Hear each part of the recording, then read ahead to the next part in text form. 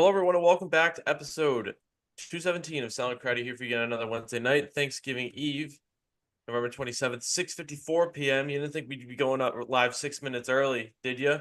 Did you? Did you? Well, if you didn't think that, well, you were wrong. Think We are. again. Think again.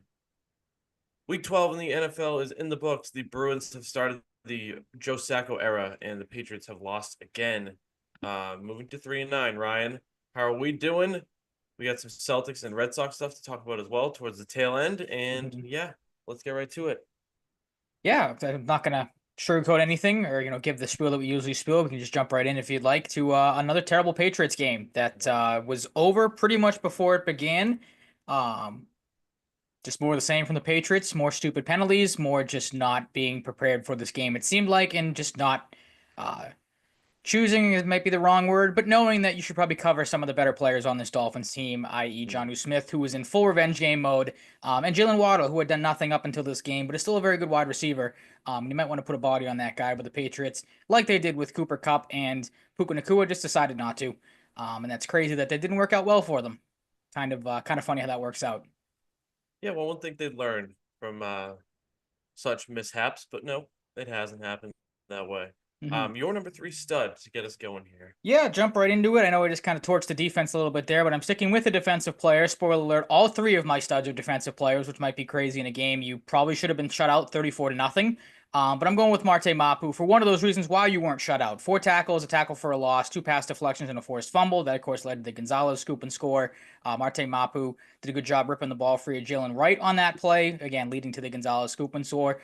I thought he was good. Had a little bit of a tough start to the season. He's kind of come along as the weeks have gone on, playing a bigger role, obviously, with Kyle Duggar out for as long as he was.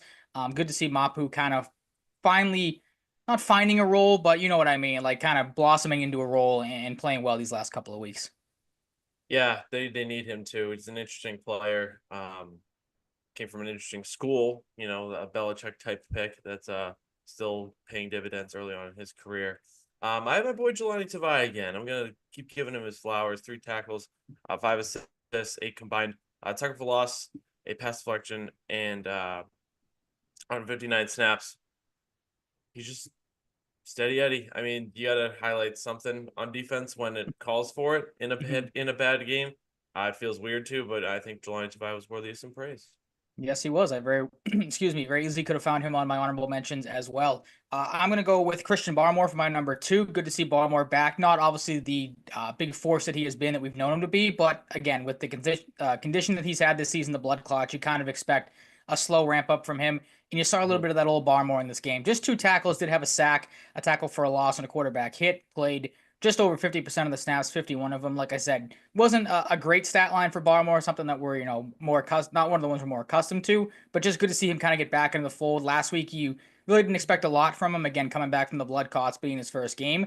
But this game was in there in a couple of big plays here and there. And again, the defense as a whole got torched, but good to see Barmore start to get his feet under him a little bit more and look like that Christian Barmore we've known to come and really enjoy watching. Known to can't speak tonight. Just good to see Barmore back out there and playing well. Yeah, exactly that. It's gonna take some time. It's a pretty scary thing to deal with, but yeah, it's really the defense playing bad. Discussion isn't off to a great start, but we'll get to that more and more as we Right? go Yeah. along here. Yep. But you gotta find ways to highlight the guys that deserve it, and both of them did, I think. So, Demario Douglas was my number 2 stud. 5 catches, 77 targets, 62 yards. A guy that made plays in a game where not a lot of people really did, unfortunately. But got to give Douglas his credit. I want to see stat lines like this every week from him. And yeah, I like it. I mean, I'm going off stats a lot this week. I was at a wake. I missed 3/4 of the game. So I'm kind of going off stats and anything I saw on Twitter, anything I might have seen from the first quarter that I did see. So my studs and duds might not be the best choices, but just bear with me here. Bear with me here. I got you. I No, think I don't think anybody will lose sleep over it. So no, and I think there's a lot of people that would probably say it's pretty tough to find studs from this game. mm. But I think Douglas is a good one again for that steady Eddie feature that you said, and a guy that's becoming more and more reliable as the weeks go on. And again, you'd like to see them use him as much as they did in this game because you see the explosiveness when he's out there. And good to see again Douglas find his footing. Again, after some games where they don't use him for whatever that might be, and good to see him just continue to go out there and be solid. Absolutely. Yeah, my number one, I think he is yours as well. He is so consensus number one once again on the studs list. Christian Gonzalez. Funny that the Patriots actually decided to put him on the Dolphins' best receiver in this game, unlike the game against the Rams a couple weeks ago. And for the most part, it worked out. One catch allowed. Now it depends on who you look at, because Mark Daniels had one catch on 2 targets for 14 yards. Los Talks Pats on X or Twitter, whichever you want to call it. He had Hill for one catch on 1 target for 10 yards. This was when Gonzalez was against them. And Jalen Waddle, one catch on 1 target for 14 yards. So you could say 1 for 2 for 14 yards for Gonzalez, 2 for 2 for 24, whatever it may be. Gonzalez had a pass breakup, 3 tackles as well. And of course, the fumble return that was the scoop and score. Played just under 100% of the snaps, 99% of them. Again, he was good. Los Talks Pats had Christian Gonzalez against Miami versus Tyreek Hill, 12 routes run, 1 for 1, 10 yards allowed. Waddle, 6 routes, 1 for 1. One of the only guys that could stop Jalen Waddle in this game, it seemed like. And then Odell Beckham Jr. had that nice pass breakup in the end zone, which would have been a touchdown. Gonzalez, good to see him bounce back again after just being completely used wrong in that game against the Rams. Yeah, good way to get back in the mix. It was a weird week against the Rams for him, outside of his own doing. It's the coaching. So, yeah, just more of this epic play against really good receivers. Jalen Waddle's had a tough year, for his standards, I think. And Tyreek Hill's really bounced back since Tua came back, but still both very good receivers regardless. And I mean, Odell Beckham Jr. is on the back nine, but didn't allow him to make a play on that one target he had against Gonzalez. So pretty good. You'll take it. One of the few bright spots on the team, unfortunately, still remains one of the constant themes. But Christian Gonzalez is very worthy when he puts together performances like this to be heavily in the contention for number one stud. Yeah, absolutely. I think, to be honest, I know we previewed this game last week. We probably talked about him when we did the offensive weapons, but until that play, I had completely forgotten that Odell Beckham Jr. was even on the Miami Dolphins because he just has not been used this year. And like you said, summed it up perfectly. Guy is, I don't want to say over the hill, but probably more towards the end of his career. Yeah. Kind of floating around at this point, but still getting it done at times.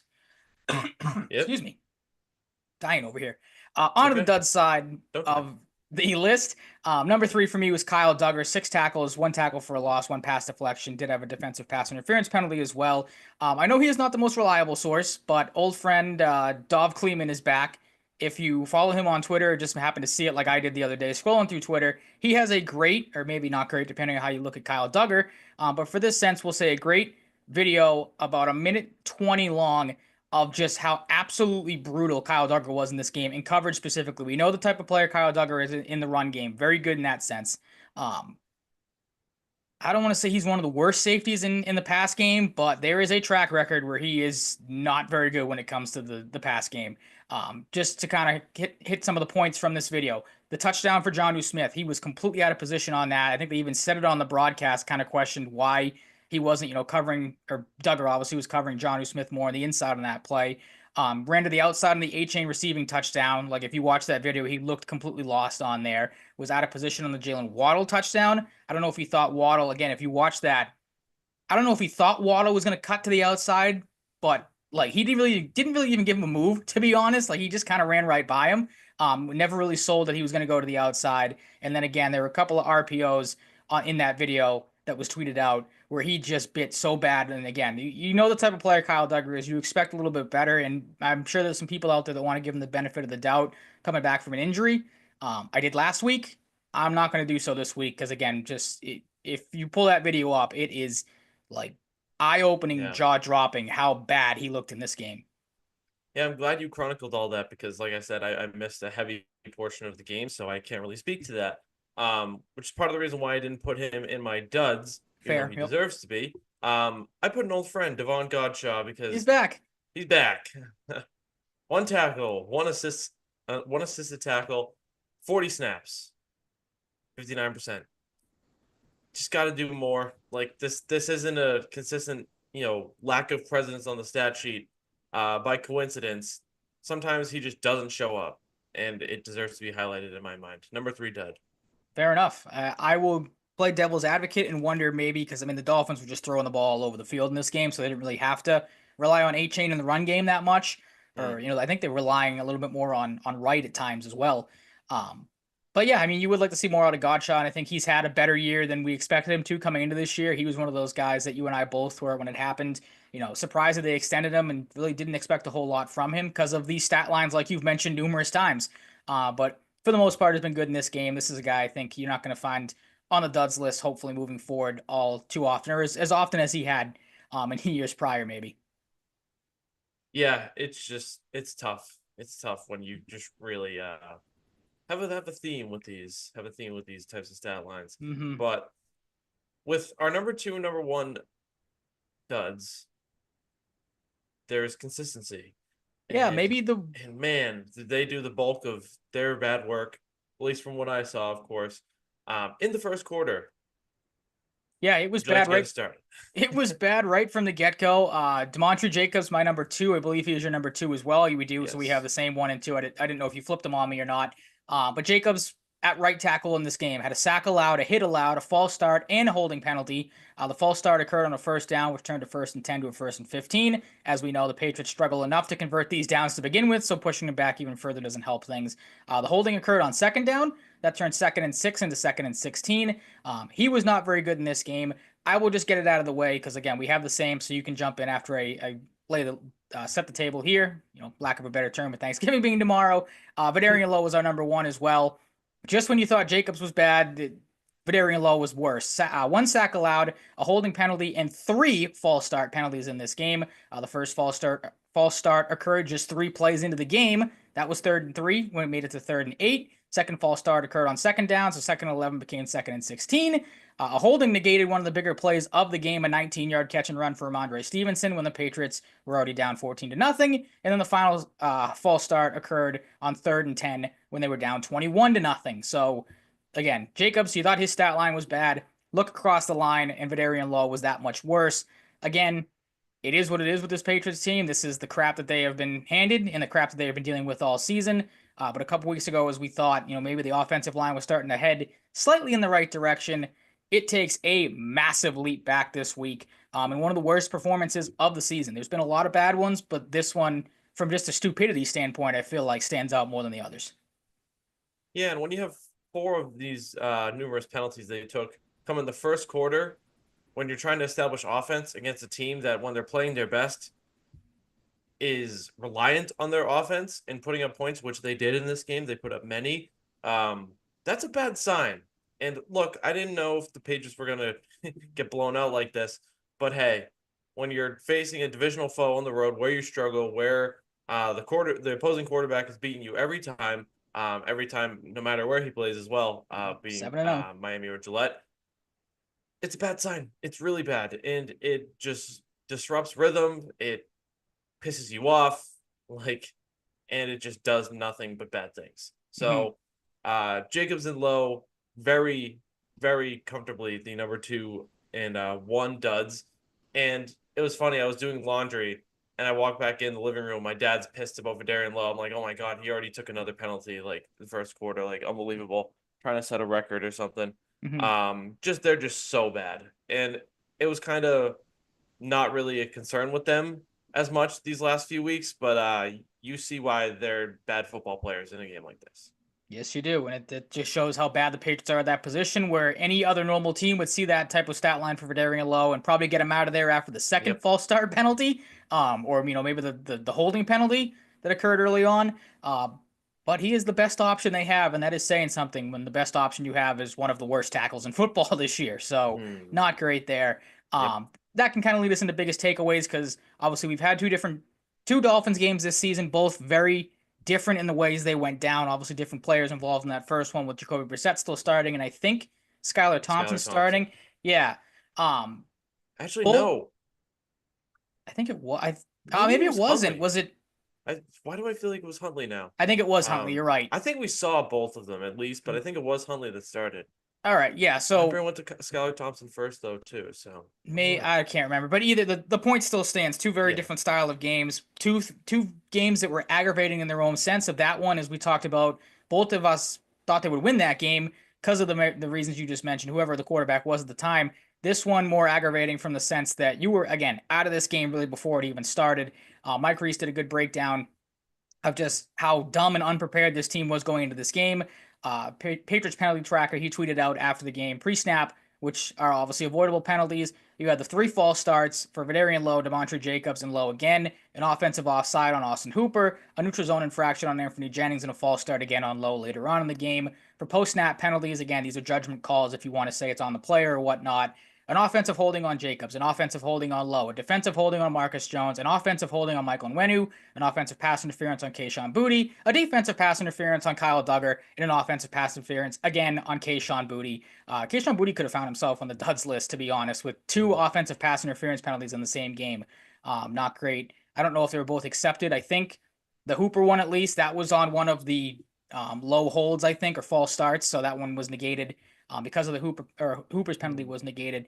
The point being, again, this team just does not seem to be ready for these games. I don't know if you saw or heard Gerard Mayo's comments after the game. I think I might have sent it to you, the video. Again, this may have been taken out of context because I haven't been able to find anyone that actually heard the question leading up to the answer on Twitter. But Mayo, everyone has seen it probably now or have heard it at least by now. The quote, "Look, once those guys cross the white lines, there's nothing I can do for them." That's caught a lot of heat.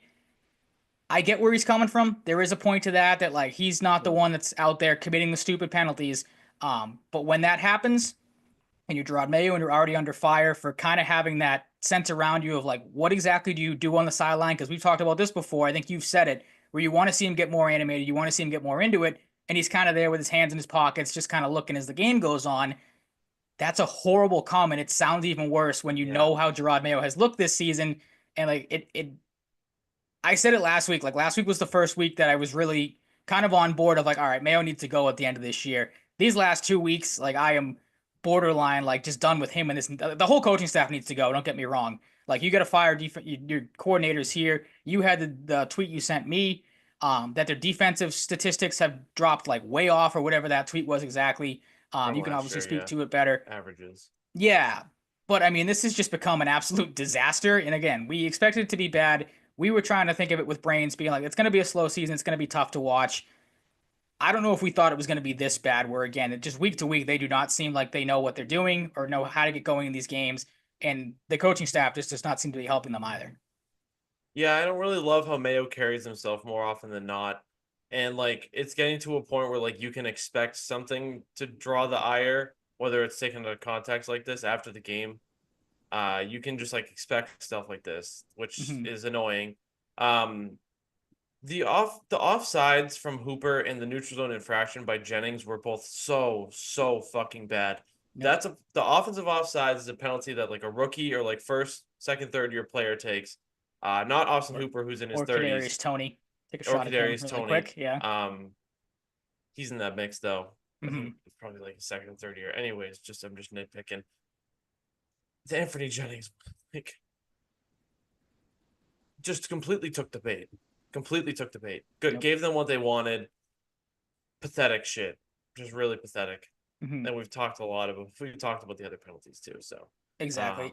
God. And the thing too that aggravates with Mayo too is like we talked about last week. You saw the no adjustments with Nacua and Kupp just torching you for 100 yards each, and you kind of saw that again in this game with Waddle and Jonnu Smith. Again, Waddle goes 8 for 9 for 144 yards and a touchdown. Looked like prime Tyreek Hill, like unstoppable in this game. Hill didn't really do a whole lot, but it was obviously more the Jalen Waddle show. And then Jonnu Smith, like that was the most aggravating thing for me too. And again, that just makes you wonder how the Patriots could never make him work, because this looked like prime Tennessee Jonnu Smith. Obviously a year before he came to the Patriots, 9 catches on 11 targets, 87 yards, and a touchdown as well. Picked the Patriots apart on the first couple of drives. So again, I just don't get how you just 2 weeks in a row now have not been able to. Obviously, Smith and Waddle are in a different sense than Kupp and Nacua, of course. But again, like it feels like you're just like neglecting players on the opposing team's offense.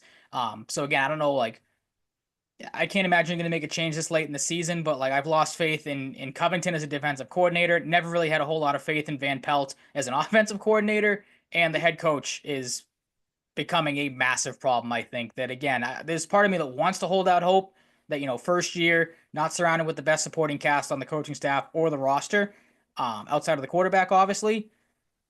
But then you have performances like this, and again, you have comments like Mayo and, like you said, how he has carried himself this season, where it just doesn't instill a lot of confidence in you. And I don't know how like players can have a whole lot of confidence either. Obviously, they're at fault too. Don't get me wrong, but it's just a very tough spot to be in right now. Yeah, I'm not at a point where I have a lot of faith in Mayo either. Covington, it's like I don't know.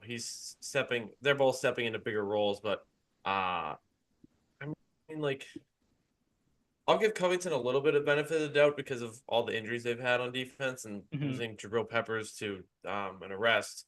But I don't know. Like I kind of want to give him more slack, but if Mayo goes, he might go. At this point, I'm not opposed to either of them going. So it's really um, not that big a deal to me if they do. Hmm. You have a good point here, like whether we should start to blast Elliot Wolf a little bit more. Yeah, I wanted to get your thoughts on that because I mean it's come up depending on who you've listened to and who you've asked, but obviously the brunt of the criticism has gone to Gerard Mayo, and I think not that they go hand in hand, but I think Elliot Wolf should be under fire a little bit more than he has been. I saw a tweet earlier today from Jerry Thornton. This was after, of course, the Patriots claimed guard Lester Cotton off of waivers from, I don't know who he was from. I know the tweet I Not a saw real said person. it doesn't sound like it. Again, we tend to make that joke from time to time, and it sounds like one of those like created Madden players when you're 6 to 10 years into your 2036. franchise. Yeah. Yeah. But yeah, had this tweet, Elliot Wolf's offensive line addition so far this season. Michael Jordan gone, of course. He was the corresponding move to bring Cotton on. Nick Leverett is gone. Chuks Okorafor, as we know, gave up on the team after like 12 snaps. Yeah. Caden Wallace is hurt. Layden Robinson has been benched. You give those guys a little bit more of the benefit of the doubt because they are rookies, but still. And then DeMontre Jacobs, as we know, 40 pressures allowed this season and 7 penalties, not great. Just to kind of take it a step further, just going through the Patriots draft class, people know the names, but outside of Drake May, name me one draft pick that has really worked out so far this season. I know it's early on, so people might not want to give that too much of a look, but there are some questionable decisions there, mainly the Jalen Polk one, as we've talked about before. You trade pick with number 34 away, which turns out to be Ladd McConkey, who looks like a stud with the Chargers, to get Jalen Polk, who has done nothing. I don't even think has half of the numbers that Ladd McConkey has put together this Not season. close. Yeah, no. And then the free agent acquisitions. I'll take it a step further there. Name one of those that he has nailed this season. Like Austin Hooper's looked decent at times. Antonio Gibson's had his moments. KJ Osborne has been a lost cause. Brissett was what he was. We knew that coming in. Um, Taki can't stay on the field. Armin Watts, I had to look up who Oh, that even was. Taki.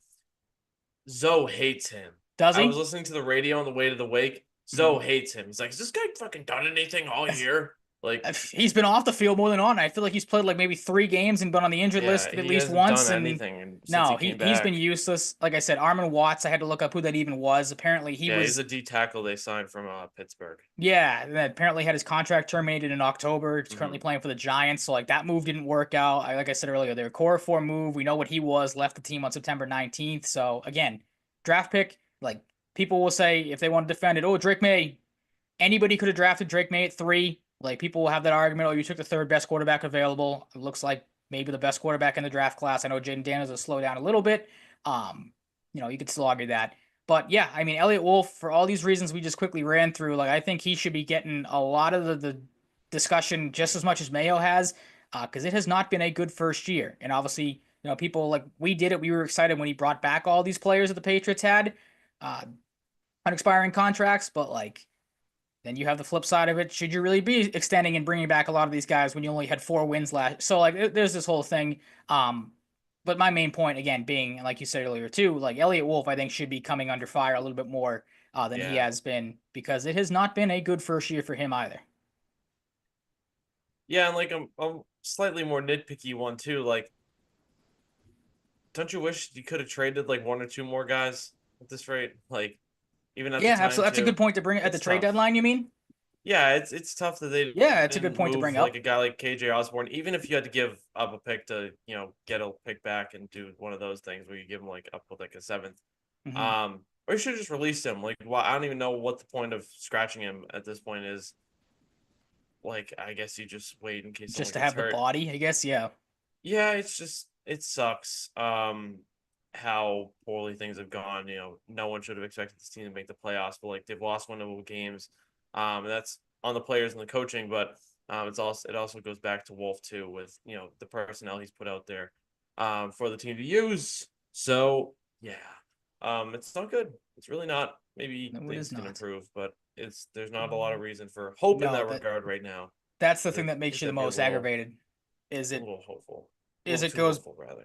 it goes backwards more than again you have that good, and maybe this says a lot about the Bears, but you have that great performance against Chicago, and then you have taken, like I said, two massive steps backwards these last 2 weeks, and just complete Mm-hmm. ineptitude against the Rams, and again just not being able to figure out the Dolphins. You would think you'd have a big enough sample size, like you said. I think they're 0-7 now into his career against or when he plays the Patriots, so like you would Yep. think you'd have some sort of improvements in these games, and there just hasn't been any from year to year. Doesn't matter who the coaching staff is, doesn't matter who the players are. Like they fully have the Patriots number, and it's tough to watch more so than not when they face each other.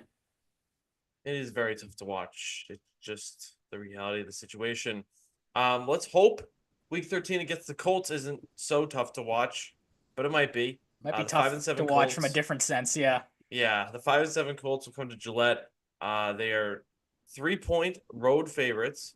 Open at 2.5. Over under is 42.5. And I'm not really looking forward to this game, to be honest. The scope of the game as a whole too is different because like you don't even like have like Jonathan Taylor to watch because he hasn't been doing much lately. This will be the game he goes off now because he's playing the Patriots, absolutely. but Yep. like he hasn't been himself. Like the Colts are just kind of like milk toast. Anthony Richardson does something crazy every once in a while, but like I don't know, he's kind of like some weird enigma of a quarterback to me still. He'll have that Um, awesome like 85-yard just flick of the wrist touchdown, but then yeah. like three straight drives in a row will miss wide open guys or take stupid Hmm. sacks. So like he is Dr. Jekyll and Mr. Hyde. I feel like he is the quarterback right now. Yeah, I mean, he missed some time. He's got 5 touchdown passes, 7 interceptions, 1,402 yards. But he gets a lot of his work done on the ground. 335 yards, 3 touchdowns there. Like he'll make some plays against the Patriots, but I'm not expecting him to like dominate them. But I mean, if he gets room to run, he'll dominate them there. Mm-hmm. The way the Patriots have been just brutal lately. But Jonathan Taylor, we know what he's capable of. Alec Pierce leads their receivers in receiving yards, partially due to injuries across the board there at times. But Alec Pierce is actually questionable too, so we'll see what his status is. Josh Downs can make plays. Michael Pittman Jr. We know he's like the most like known commodity there. AD Mitchell hasn't scored a touchdown yet, but I mean he's a really good player out of Texas. And again, they just really don't have much of the tight end position. They like No. never do anymore. Um, but Zaire Franklin, I mean they have guys that can make plays. Zaire Franklin, 123 tackles. Nick Cross, 116 from the safety position. AJ Speed has 108. They have 3 guys in triple digit tackles, which is pretty impressive. Um, they got Jalen Jones, one of the more underrated players in the league, I think. Especially at least on the defensive side of the ball. Kenny Moore, the second, he's a pretty known commodity at this point. Pretty good player as well. They got high draft picks like Kwity Paye and Leatu Latu. On the defensive side, Deo Dangbo, I never know how to say that guy's name the first time. Like this is a team like they have players, they just can't put it together. It's coaching. It's the wily quarterback sometimes. Um, this is a team that could be better than they are, but you shouldn't really be surprised to see them at 5-7. Mm-hmm. So what you're telling me is the Colts, they sound like they need a get right game, is what you're saying. And as we know, the Right. Patriots, they Interesting tend to be thought. a get right game because I think you took the words right out of my mouth. The big thing for me, because what just drove by my house there, that was weird. People heard that. I didn't hear none. Really? Okay. Good then. I'm glad there was no feedback on the giant truck or whatever it is just drove by. But no, you mentioned Josh Downs. Obviously, there's questions if he's going to play. It doesn't look like he will. I think he's dealing with that shoulder injury, so that kind of takes a big piece of their offense God, he away. was injured. Okay. But then, like you said, Jonathan Taylor has not been himself. I'm 100% with you. You took my takeaway right out of my mouth. This is the game he bounces back. He'll rush for like 100 plus yards, or even if the Patriots keep him in check like they did the last time they played the Colts, he'll probably have like a 50-yard rushing touchdown at the end of the game that ices it like that last matchup. So to me, like, I don't really know how to game plan for this game because it's two teams that are not playing great football. The Colts are coming in after getting smacked by the Lions. Not expected, nothing too crazy there as expected. So two teams that are coming in struggling. The other thing for me too, because we really didn't talk about it after this Dolphins game. One thing I'd like to see in this game is Drake May. There's a trend with him that's forming. I hope it's not forming, but it kind of looks like it might be with just how bad this team is. And we saw this with Josh Allen. Again, funny enough, the comparisons with Josh Allen and his young career, the theme of trying to play hero ball too much, and that's where the turnovers started to come for Josh Allen. I think now, what, 2 or 3 weeks in a row, I think, for Drake May with at least two turnovers, or I can't remember what the stat was I saw, but he's had a turnover, at least two, in every game he's played in so far this year. So as great as Drake May is, and we think he's going to be, and as much as we've enjoyed watching him play, there is a developing trend with him that has not been great, and it is those turnovers. So if there's something you can do in this game, to make any sort of positive moves in this moving forward, is try to get Drake May away from doing the hero ball, because you're starting to see it. Obviously, the touchdown to Hooper was a nice play, the throw downfield. But again, you're starting to see him hold on to the ball a little too much, maybe try to do a little too much. So I'd like to see, the Patriots at least give Drake May some help, get him away from trying to do everything himself, and maybe that's the way you win this game. But after these last couple weeks, I don't have faith that they win this game. My prediction for it, I think this is going to be a disgusting game. It's going to be tough to watch because both these teams are not great right now. Colts 18, Patriots 16. Weird football score, I know. But these are two weird teams that are not, again, playing the greatest of football of late. So I think you want a gross game, take a gross score. Yeah, I'm with you. I'm in a similar boat with my score. I got 22-17. I just think they'll like lose in some annoying way, unfortunately. Yep. Whether it's something that happens a little earlier on, like halfway through, or late, it doesn't matter. I have a bad feeling that something weird is going to happen that pisses us all off. The Drake May stuff, I think, is like, the turnovers have been a thing for a little while, and they're unfortunate. In the Rams game, it was different because he played so awesome. Like that was probably his best game as a pro. You still like him either way, but I think the balance for him, or the balancing act he's trying to do in his head, and on the field, is like, yeah, I can try and play hero ball because I can and I need to sometimes. But part of the reason he needs to is because of the personnel around him. So he's kind of like, should I do this? Should I not? Sometimes I have to, though. I feel like that comes with reps, that comes with coaching, or lack, I'll say lack thereof, not related to it, but the coaching is lacking at times, is my point. It's weird. He's very good, he's very talented, but these are some warts that are unfortunately happening, and that I'm not super worried about lasting long term. I just don't feel that way. It's that simple. I'm pretty confident in the player. The injury report's interesting because you reminded me that Josh Downs is not going to play. Tanner Bartolini, the rookie center who's been pretty good this year out of Wisconsin, did not participate either with concussion. So that's something to maybe open things up for Christian Barmore with a backup center, interior of the line. Maybe Devon Godshaw to do something. That would be cool. That'd be nice, yeah. Tanner Bartolini's been pretty impressive for them. I think he was like a 3rd or 4th round pick too. Let's run through the injury report real quick, though. No DNPs for the Patriots, but limited were Barmore, Douglas, Duggar, Aquale, Ellis, Jennings, Lowe, Pepper, Roy, Strange, Taki, White, and Wise Jr. And full participants were Christian Gonzalez and Marte Mapu. So a laundry list outside of the DNP section for the Patriots. And then for the Colts, you have Bartolini and Downs, Ashton Doolin, Alec Pierce, and Braden Smith. Limited Bernard Raymond. That's an interesting one to watch too on the offensive line. If he can't play, that's another piece of their offensive line out. And full participants were Dalton Tucker and Michael Pittman.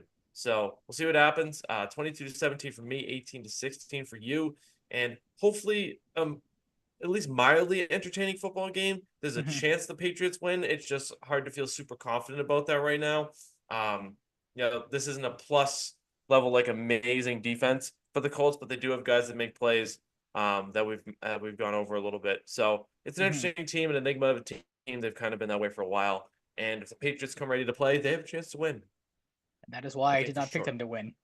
Yes, you're 100% right, and I'm concerned about that too.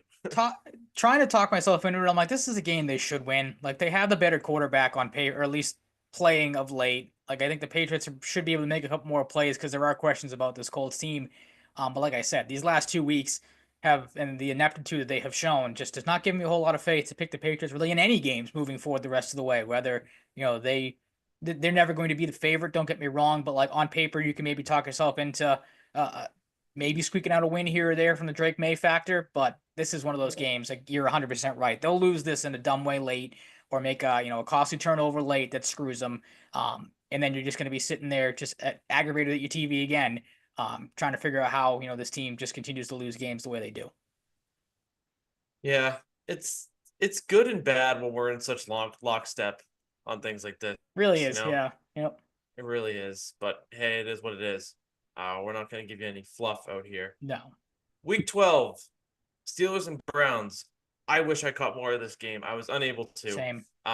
Because the snow was awesome. I caught the tail end and I caught a little bit at the beginning.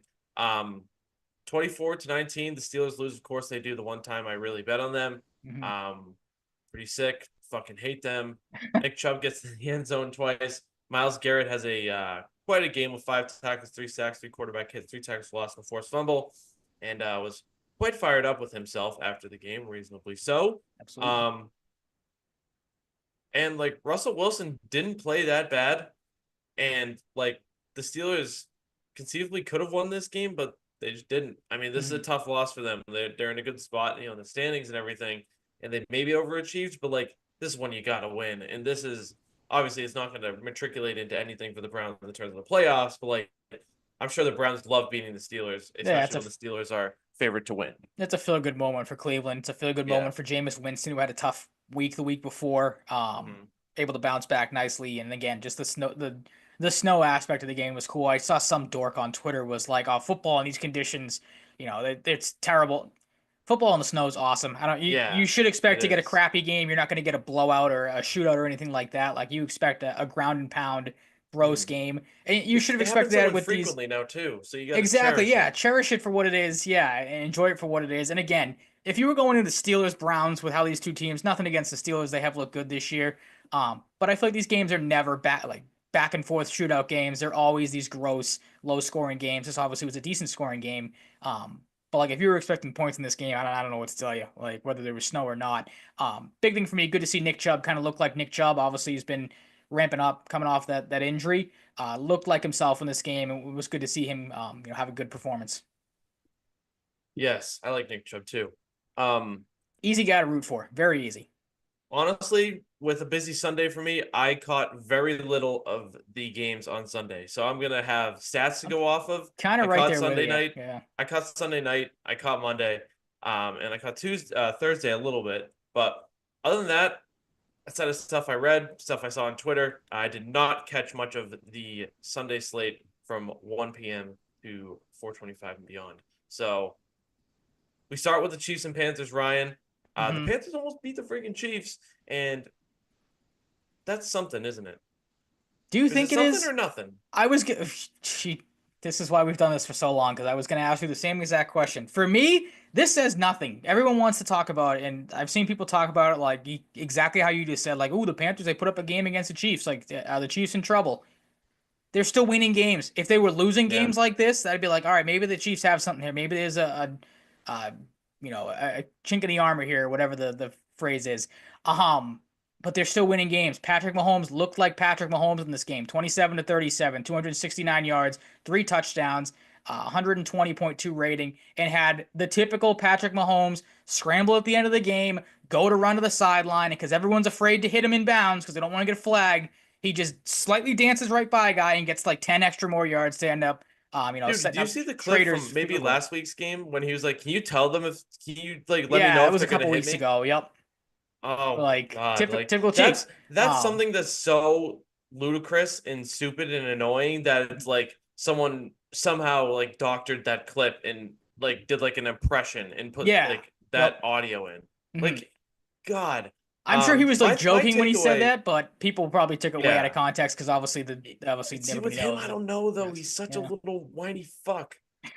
I did see some film on Twitter of Bryce Young making some plays, and he looked decent. Yeah, maybe the benching was just what Bryce Young needed because like as you have here, last 3 games, has completed 16.5% of his passes, 560 yards, 3 touchdowns, only 1 pick, only sacked 4 times.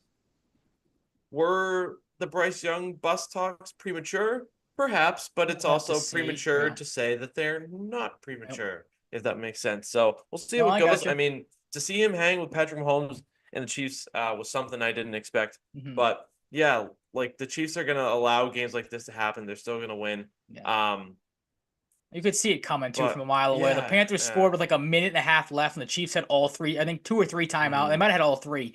It's like as soon as they scored, I'm like, this game's over. Like, great moment for the Panthers. You're gonna lose within the next 6 plays, and that's exactly what happened. They let I said it watching. I'm like, you watch what happens. Watch it with my dad. I'm like, they'll leave Travis Kelce wide open over the middle of the field, which they did. I don't know how long the pass was, but he had a big play on that drive. And then, like I said, Mahomes scrambled for whatever his scramble was. But again, that happens time to time, and it doesn't matter who their kicker is. Whoever Spencer Schrader kid is, nails a 31 yarder to win it. Like, could see it coming from a mile away, and it's just a heartbreaking end to a game that we said it last week. There were not a lot of good games on the schedule, and it turned out to be a pretty good week. This was one of those ones we figured would be over pretty quickly, and it wasn't. No, it wasn't. Unfortunately, Chiefs came out on top. Vikings 30, Bears 27 in overtime. Man, do things continue to snowball for the Bears, even when they're keeping these games They're so close. cursed, it's not even funny. Like, It's bad. there's some sort of just Yeah. bad aura, juju, whatever you want to talk about, just of surrounding that team that they just can't seem to get out of. 3 picks from Caleb doesn't help. No, it does not. uh, yeah, but I mean, what could have been a promising season for the Bears to get things going, get back in, the playoff rhythm, start stringing together some playoff appearances is taking a tough turn for them. Mhm. Lions 24, Colts 6. I got nothing on this game, to be honest. I'll leave No, it I to you. mean as much as we like the Lions and that team is a lot of fun to watch, they are becoming a Chiefs level boring team to cover. It's more the same every week from them. Their offense, Jared Goff dominates, still in the MVP race. Their running back duo was the best in the NFL. Gibbs and Montgomery, Sonic and Knuckles, whatever you want to call them. Um, Two of the better wide receivers in the league. Jameson Williams has another good game, 5 catches, 64 yards. St. Brown, 6 and 62. And then just again the supporting cast, whether it's Tim Patrick, Brock Wright, Sam Laporta, whoever you want to put out there, they continue to just dominate teams left and right. And like I said, they're fun to watch, but they are a boring ass team to talk about because there's really no difference week after week. Yeah, it's weird, and like Jared Goff has these weird stat lines, like weird ebbs and flows to the game, and like they still win by a bunch in terms of like his stats. I mean, Yep. the Houston Texans had 8 sacks, an interception, 13 tackles for loss, 9 quarterback hits, 2 pass deflections, and a fumble recovery, and lost by 5 points to the Titans. Led by Um, Will Levis. a half win for me. This is the game we talked about. If one of these That's games right. Yep, you did goes the call other this. way, the Titans. The Titans win 32-27. Will Levis only 6 incompletions on 24 passes. One of them was a pick though. He was 10 for 10 Chigga at one Conko, point. he was Sorry to wow. cut you off. 10 for 10 at one point. It's like, what are you doing if you're the Wow. Texans? Wow. Yeah. Wow. Chigga Conko had a 70-yard touchdown. He exists. Hasn't really done much this year. But like, is this win even worth it for the Titans? Like, you just accept the draft position at this point. It's probably not worth. I mean, it does. I would think it would help Will Levis's confidence a little bit because I mean he's a guy that's had an up and down season, been banged up, so this is The a thing big with that win for too, them. But now that I think of it, like there is a conceivable reality where Will Levis is the starter of the Titans next year, and like maybe getting wins, it doesn't matter as much to lose because you don't need like a Cam Ward or a Shadur Sanders if you feel like yep. you can go forward with him for another year. It's Hmm. also just a down year. And that's not even like a slight on Sanders or Ward or anybody like that, even though, I don't think they're as good as Williams, May, and Daniels. And I don't like Shadur Sanders, but um maybe you don't go with a quarterback and you get a player, you get a playmaker. Maybe you get Tedero McMillan, the big receiver out of Arizona. Maybe you get an edge rusher. Maybe you get another offensive lineman. I don't know. The Titans are in an interesting spot because they still need a lot of help, but I don't know. They're Like they're strange. They're a strange team because they can be good and they're just not. They have offensive weapons. It just doesn't matter sometimes, Mhm. but it does when you randomly beat the Texans, who Well, aren't that's like the world beater Texans from last year, so to say. But yeah. they're This still game, the Texans. if I was a Texans fan, this game would worry me a little bit. And the thing I was gonna say about the Titans that just kind of popped into my mind is I'm with you. It's a win where you're like, all right, you probably would have liked the draft position more, but I think they're kind of this win to me is what you kind of hope the Patriots season was. Like the Titans were gonna suck, but like you would hope their program, obviously new head coach, new kind of system. You're trying to figure out what Will Levis is, so you're kind of trying to build a program more than anything else. Like you're not in it for wins or whatever. So that's kind of the same, at least for me. What you were hoping the Patriots would do is you knew they were gonna stink, but you have this growth for Drake May. You have Gerard Mayo get some credibility, and you move the program forward. This big win for the Titans. Like to say that you can play with the Texans and beat them as good as that team has been. Like I think that's something they kind of can maybe cling on to for the rest of the year and see if they can maybe scrap together another win or two, just to kind of say like, hey, like we're building towards something. We might not have the best roster on the planet, but like we're starting to string some of these wins together. Will Levis doesn't look completely lost out there, and like you said, maybe that does change their draft position a little bit. We'll go out and get him some help instead of just flat out looking for his replacement and breaking it all down and trying to build this thing up again. Yeah, it's interesting, and like I said too, the lack of like a Drake May, Caleb Williams level, Jay Daniels level quarterback makes it easier. Like, hey, if you win a game, you can True, still yeah. get someone else that can upgrade your team. Um, and the Bruins just scored. Wow, an early Bruins goal. That's crazy. Wow, how about Um, that? that never happens. Brad Marsh on 57 seconds into the game. You're ahead of me. Oh, sorry. It's okay. Um, Bucks 30, Giants 7. Um, man, This work the out for you? Patriots, the Patriots are really bad, but man, at least we have Drake May. The Thank Giants God, do yeah. not. Thank God they're not the And Giants, we who are just have taking a Drake beating May this in week. part thanks to the Giants. Yep, I was at that game last year, a year and that's or 366 right. days ago. Yep. Um, who's counting? Me. Oh man. It's refreshing to see the Giants this bad. Week after week, year after year now. They're doing it to themselves too, which makes it even better. Like I hated the move. We talked about it last week. I thought the move was just absolutely shallow and just trying to get your fan base into it, bringing DeVito in, and he looked like garbage early in this game. So it's you kind of get what you deserve to the point where Baker's even making fun of you. Like he said it. I was asked about it in the interview in the post game, being like, "Oh, it was a tribute to him." It full blown like making fun of the fans, doing the DeVito Yeah. and celebration in the end zone, which I'm 100% here for because the Giants, you get what you deserve. The Saquon stuff on top of it, we'll get to him later, is just icing on the cake too of that team being an absolute dumpster fire. And again, you start a meme at quarterback like I have here in the outline, you 100% get what you deserve losing this game like you did. Yeah. Oh, it's satisfying. Um, get a little tune up for the Bucks too. Absolutely, yeah. Cowboys 34, Commanders 26. What is the point of winning this game if you're the Cowboys? They're back. We're going to Yeah, the sure. playoffs, baby. Jerry Jones is fired up. um, Austin Siebert comes back when he shouldn't have, evidently, and missed 3 kicks. Not good. Not great, yeah. I No. mean, Man. you're starting to see the Commanders turn back into the Commanders, and that's the crappiest thing. Like you have this Mm, great moment again at the end of the game where you have the I don't want to say it was a Hail Mary because I mean there was still time left, but basically it was a prayer where you have the touchdown for Daniels and McLaurin. Then like you said, you have Siebert missed the point after attempt. You have I think it was an onside kick that was returned for a touchdown. So like the Commanders falling apart. We obviously had I can't remember who the player was that jumped off sides either last week or 2 weeks ago. So like you Johnny still Newton. yeah, you can't take the Commanders out of the Commanders, I guess, or you can't take Washington, whatever how you want to ever you want to put it. Um, and like you said, the thing that pisses you off about this game is the Cowboys are probably going to win again this week. They get the Giants on Thanksgiving, obviously. Probably the Drew Lock led Giants because I don't think Tommy DeVito made the trip. I think he's dealing with an injury. Um, but this is an aggravating loss for the Commanders and just for the world because now you're going to have to hear if the Cowboys win this week. Like, oh, they're still in it. Like, they're not 100% dead yet. They might make the playoffs with Cooper Rush. Like, give me a break. Move on. Again, I still think you should be seeing what you have in Trey Lance. I know Cooper Rush has played well. He scrapped together a couple of good performances here, but like, I don't know why if you're the Cowboys, why you're not. You're never punting on a season if you're in it, but you know what I mean. Like, just kind of realize what you are. You're not going to make the playoffs, and if you do, you're going to get bounced in the first round.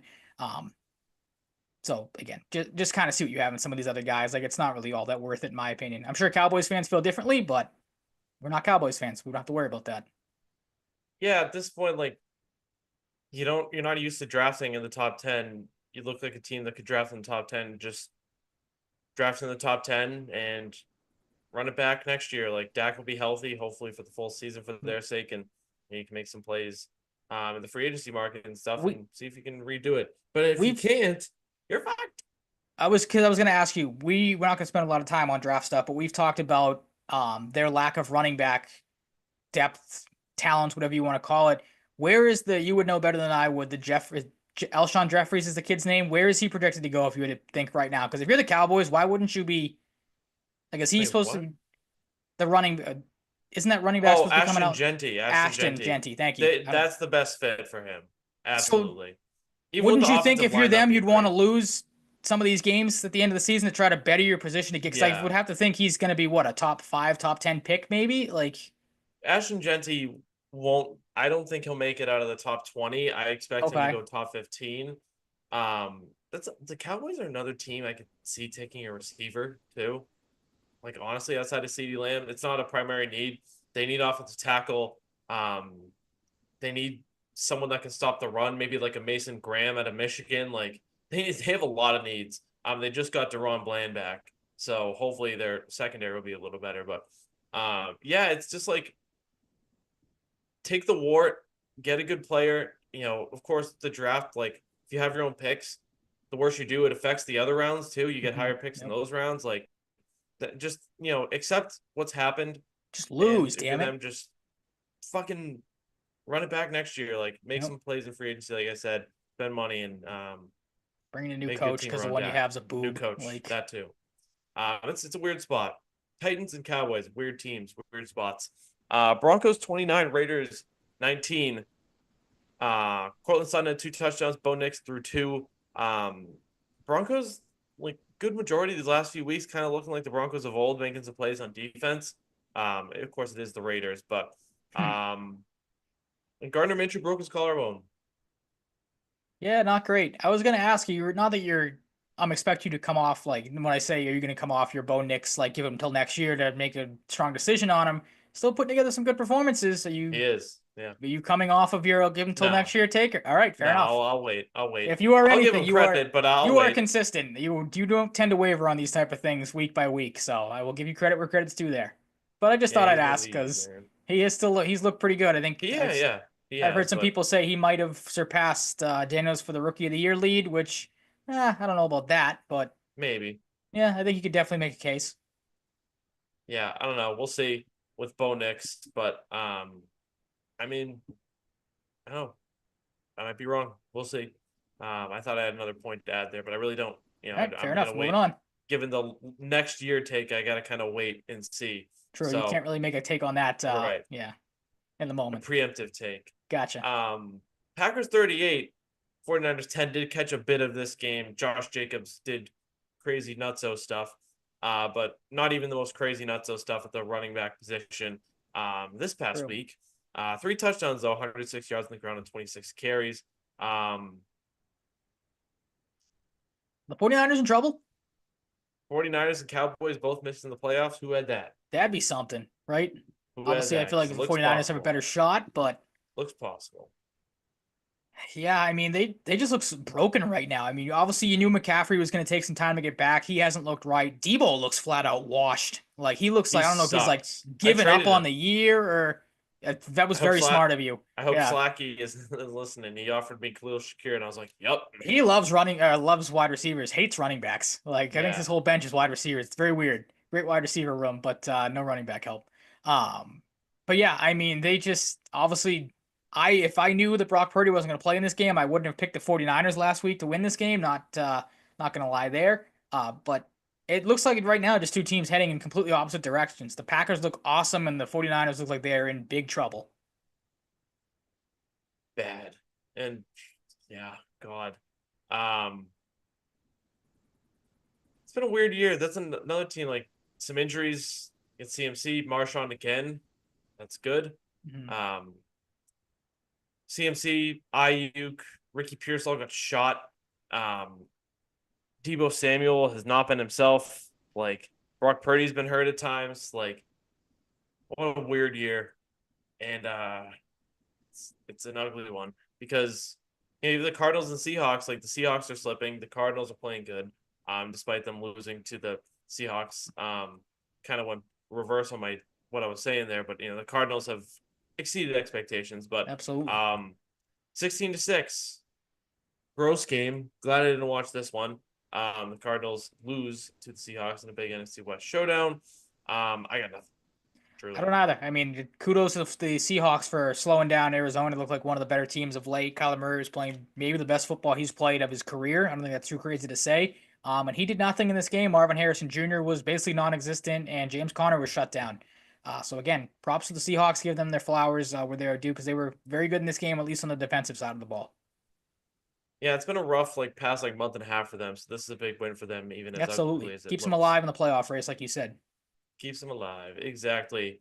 Saquon Barkley amassed over 300 total yards with 302, 26 carries, 255 yards, 2 touchdowns, 4 catches for 47 yards. 2 70-plus yard rushing touchdowns of 70 and 72 yards. A completely ludicrous game, rivaling Jamar Chase's epic performance on Thursday night against the Ravens for best performance by anyone all season. Kirk Cousins, if you want to put that in there, is a little fun one too. But I don't know if I would stack that up with these. I mean, this is a game I wish I, saw more. I saw a good chunk of it, but I wasn't fully paying attention. And I wish I did. I wish I could have. So, one of those performances that kind of leaves you speechless. I honestly, when it happened, the second rushing touchdown, I thought, because I have him obviously in our league for fantasy. Thanks to me, I took Saquon. Jonathan Taylor, so you're Yes. welcome. I mean, if I had to pick, I told you the night of the draft, if I had that pick, I would have probably taken Jonathan Taylor too in that spot. But I honestly thought the app had lagged, and obviously you get the update of the first 70-yard rushing touchdown. I thought it just was oh, this came in late because obviously it was delayed. The TV broadcast, what the app was showing you, the fact that he was able to do it twice, unbelievable. I think it's still Josh Allen's award to lose at this point, but Saquon has to be up there as 2, maybe 3, depending on how you look at Lamar Jackson. But he has firmly put himself in the MVP consideration. I've seen a decent amount of people say, this if there's going to be a year, which is kind of funny, which we said about CMC last year, if there's a year for the league to have a running back win MVP, Saquon's making a hell of a shot for it, and the Eagles look as dangerous as they have because we talked about it these last couple weeks. Their defense is starting to figure it out. I say they're starting to get healthy, but Devonta Smith's been out, but A.J. Brown has looked like A.J. Brown these last couple weeks, just casually has a 100-yard receiving night, and it gets overshadowed by Saquon's night. And Jalen Hurts is still playing very good football as well. So the Eagles, a little rocky at the start of the year, but they have figured some things out. And the Rams, not cursed like the Bears are, but they have some of these performances where it kind of leaves you scratching your head with all the talent that they have, getting their doors blown off like they did in this game. Yeah, I mean the Eagles. You wondered if this was going to happen with Saquon, but you kind of wanted to temper expectations if he goes back to superhuman Saquon mode. And he has gone superhuman Saquon mode. Yes, he has. There you have it. He gives them a chance to compete for a Super Bowl alone. Absolutely. One more dynamic piece of that offense. Against Jalen Hurts too. He's had some nice performances, and Quinn Mitchell and Cooper DeJean have been excellent as expected. So, and their pass rush, it looked non-existent for a while, and they actually make plays now. So that's something. Crazy. Eagles might be a Super Bowl contender, as much as it sucks to say. Ravens 30, Chargers 23. Lamar only throws the ball 22 times, 2 touchdown passes, 1 on the ground. Derrick Henry masses 140 yards. Justin Herbert doesn't throw a touchdown pass, but gets 1 on the ground. J.K. Dobbins gets hurt. I took Rashad Bateman touchdown and J.K. Dobbins 40-plus rushing yards, and J.K. Dobbins finished with 40 rushing yards, and Rashad Bateman scored a 40-yard touchdown or 50-yard touchdown. Nice. How about that? He could have missed by 1 yard, and I would have been sore about it. That's how it usually goes for me. I have lived hell Shout numerous out to J.K. times. Dobbins. I hope he's okay because that guy gets hurt all the fucking time. Yep. Yeah, I mean, that's where your mind went immediately when he went down or was banged up. I mean, he was running on the sideline, so it looked like at one point maybe he'd come back in. I don't know if they just kind of, with that injury history, just kind of made the executive decision like, all right, we have Gus Edwards. He's obviously not the back that Dobbins is, but serviceable enough where we can just kind of hold him out for the rest of this game. Because you hope that's the case. Again, like you said, J.K. Dobbins is having an excellent year, definitely up there. I feel like for comeback of the year player considerations, there definitely should be. So to see him get hurt in this game stunk. But in the end, it was kind of the game I feel like a lot of people expected. Both Harbaughs were going to be aggressive. And that's what, the tail of the tape from this game. Ravens finished at 8 of 15 on third down conversions and 3 of 3 on fourth down. I think they went for it twice on their own side of the field. And the Chargers, they were 5 of 14 on third down, 2 and 2 of fourth down. So Ravens, they made more plays when they needed to, made more conversions when they needed to, and came away with a close win. And I think now John is what, 3-0, I thought I heard in his career against Jim. So kind of stinks if you're a Jim Harbaugh fan like you and I are, because like you said, you listen to both those guys, and we've said it a couple times on this show. I've texted it to you before. Crazy how and it's the same thing with the Kelseys. Like one brother you like so much, and the other one you just can't stand, and maybe that's just because of the rivalry with the Patriots over these, handful of years with the Ravens. But like I would so much rather just listen to Jim Harbaugh talk about football than John Harbaugh. Right, John Harbaugh's a whiny bitch. Yes, he is. Let's get to week 13. Lions and Bears get us started on Thanksgiving. We had a lot of games like this last week, and we both went 7-6, so maybe that's not a good omen to start it off. Told this you way. It was, yeah. But the Lions are going to beat the Bears, so that's that. Yeah, I'd be hard pressed to find a team that's going to beat the Lions the rest of the way. I don't know what their schedule looks like, but I'd have to assume the rest of the way we're going to be picking the Lions quite a bit because they are just as dominant gets. Yeah, they good. Cowboys and Giants still feels gross even after they beat the Commanders to take the Cowboys, but they are in fact playing the New York Giants, might be led by Drew Lock, who may or may not be better than Tommy DeVito. I'll give him a fighting chance. Have to wait and see. This is the de facto. This game looks like shit. Thanksgiving game. This is the one you take the nap during if you need the nap. Absolutely. Also, depending on when you eat food. People eat food at different times of Thanksgiving. Just that's a thing. Take the nap regardless. Just take the nap regardless. Don't bother. Put reruns of the Macy's Day Parade or the dog show on at this point. Like, it's not going to be worth it. Yeah. If you got like little cousins or something, go like play like tackle football with them and like beat up on your little cousins or something. That's fun. Advocate for violence instead of watching this game. There you go. There's the alternative. Yes. I'm right there with you. Cowboys all the way. They usually win on Thanksgiving anyway. If there's a game they get up for, it's this one. Like, no other way to put it. And they'll get more confident, as you were talking about. Dolphins and Packers. Maybe I'm taking the cheese a little bit, but I'm taking the Dolphins to upset the Packers on Thanksgiving.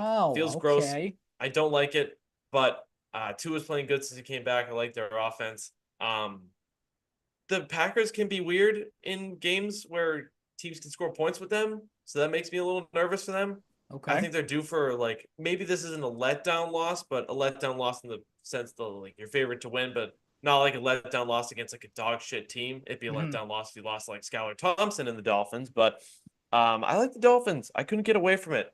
It feels gross at the same time, but I couldn't get away with it. So we had some fun to go with the Dolphins on the road to win in the Thanksgiving night game.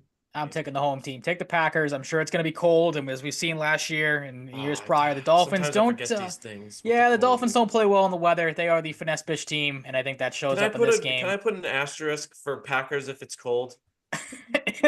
I'll give you another half point if you get.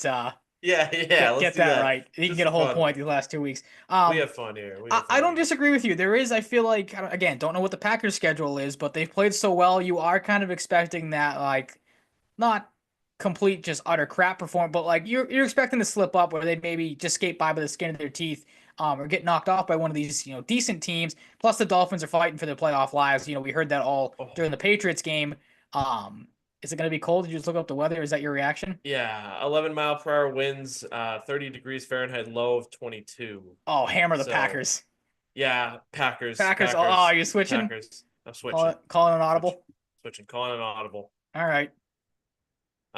Packers because of the weather and nothing else. Yeah, the Dolphins. This is where finesse bitch team Dolphins comes out. They return. Now that you look that up, I think I'm contemplating either starting Malik Neighbors or Tyreek Hill in fantasy this week, and I think I might bench Tyreek Hill because that type of weather, they're not going to move the ball. Yeah. I also can't sit Interesting. Cortland Sutton at this point. I made that mistake last week, and the guy dropped 2 touchdowns on my bench, so Yeah, he good. not great there. Bo Nix likes him. Yes, he does. Chiefs and Raiders on Friday at 3 o'clock. The Chiefs.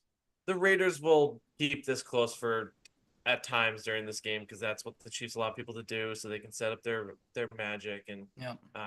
make everybody freak out, all that fun stuff. So, the Islanders just scored. Maxim, I don't know how to pronounce this guy's name yet. Siplikov. This is the guy they got from Something. KHL, so it's 2-1.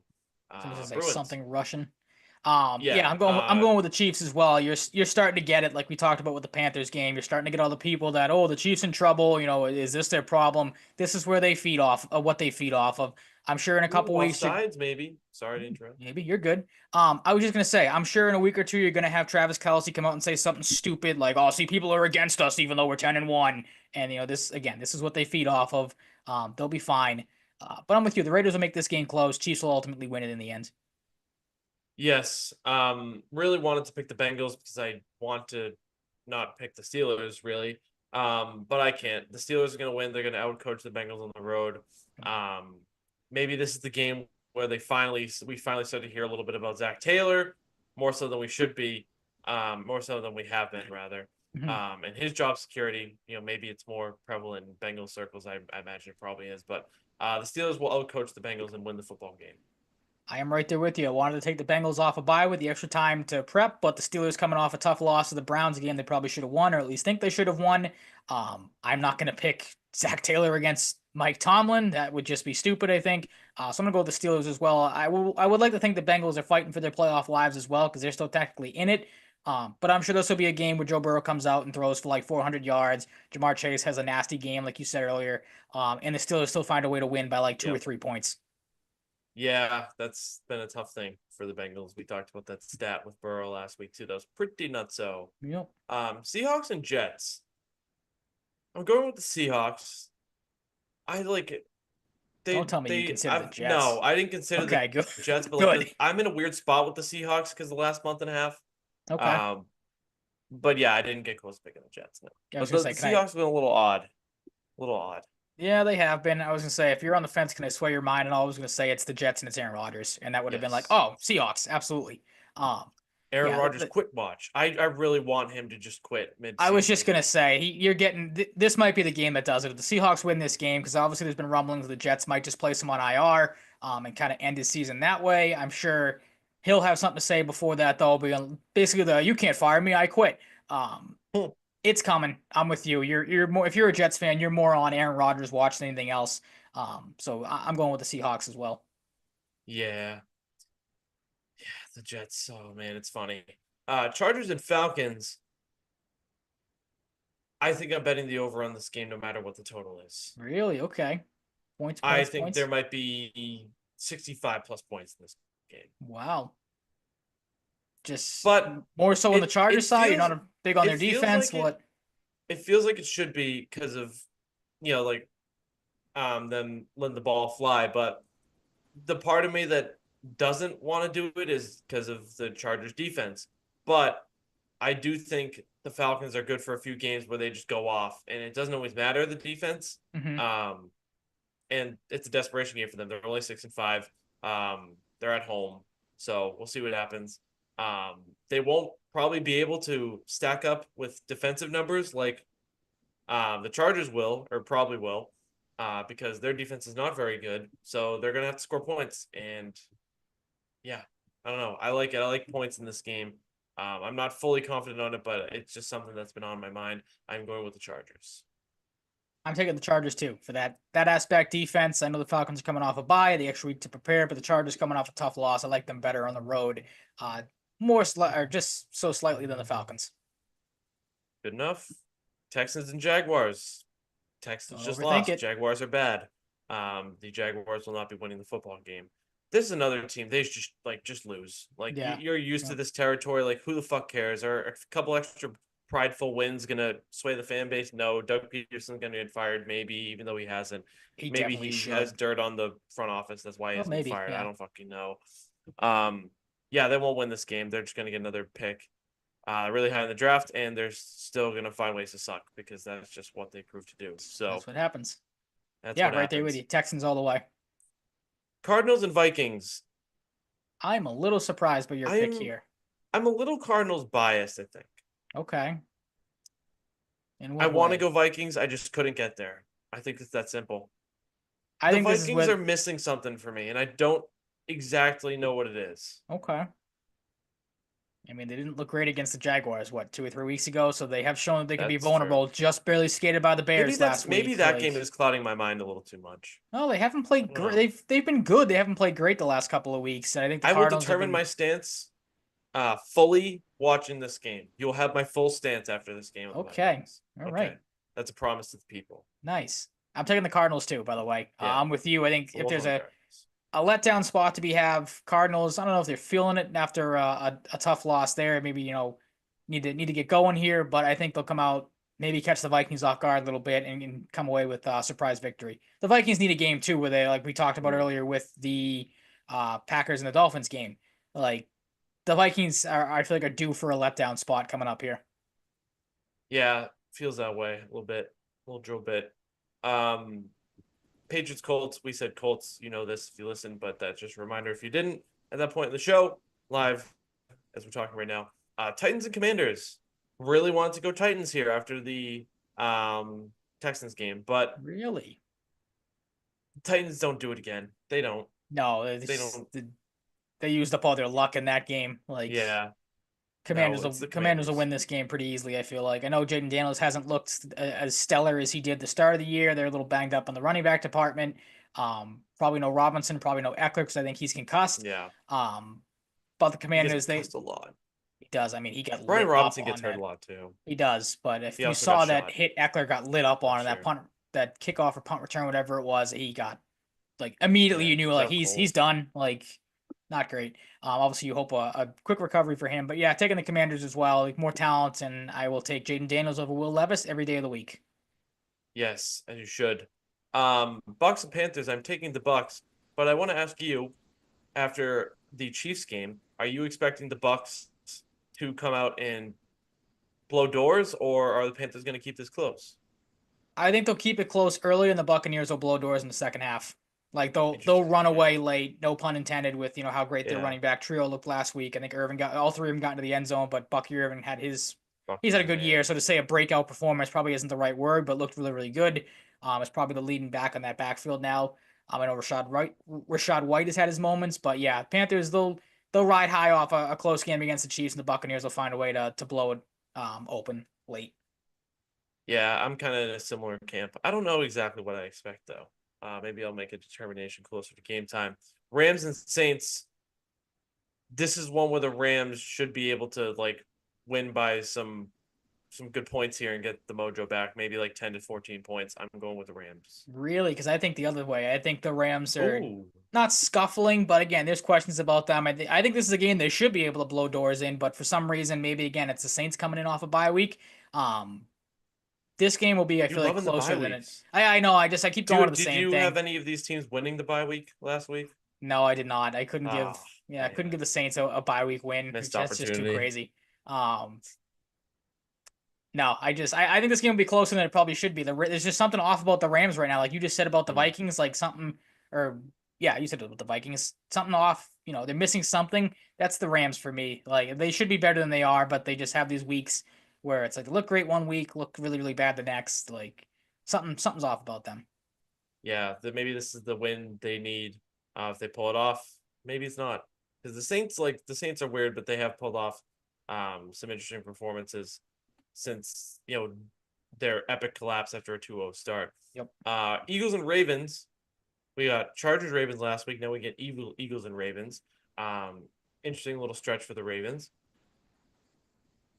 This one is tough because the Ravens are like obviously really good, but I don't know if I can pick against Saquon and the Eagles right now. I And the can't. Ravens That's yeah. aren't known for run defense this year.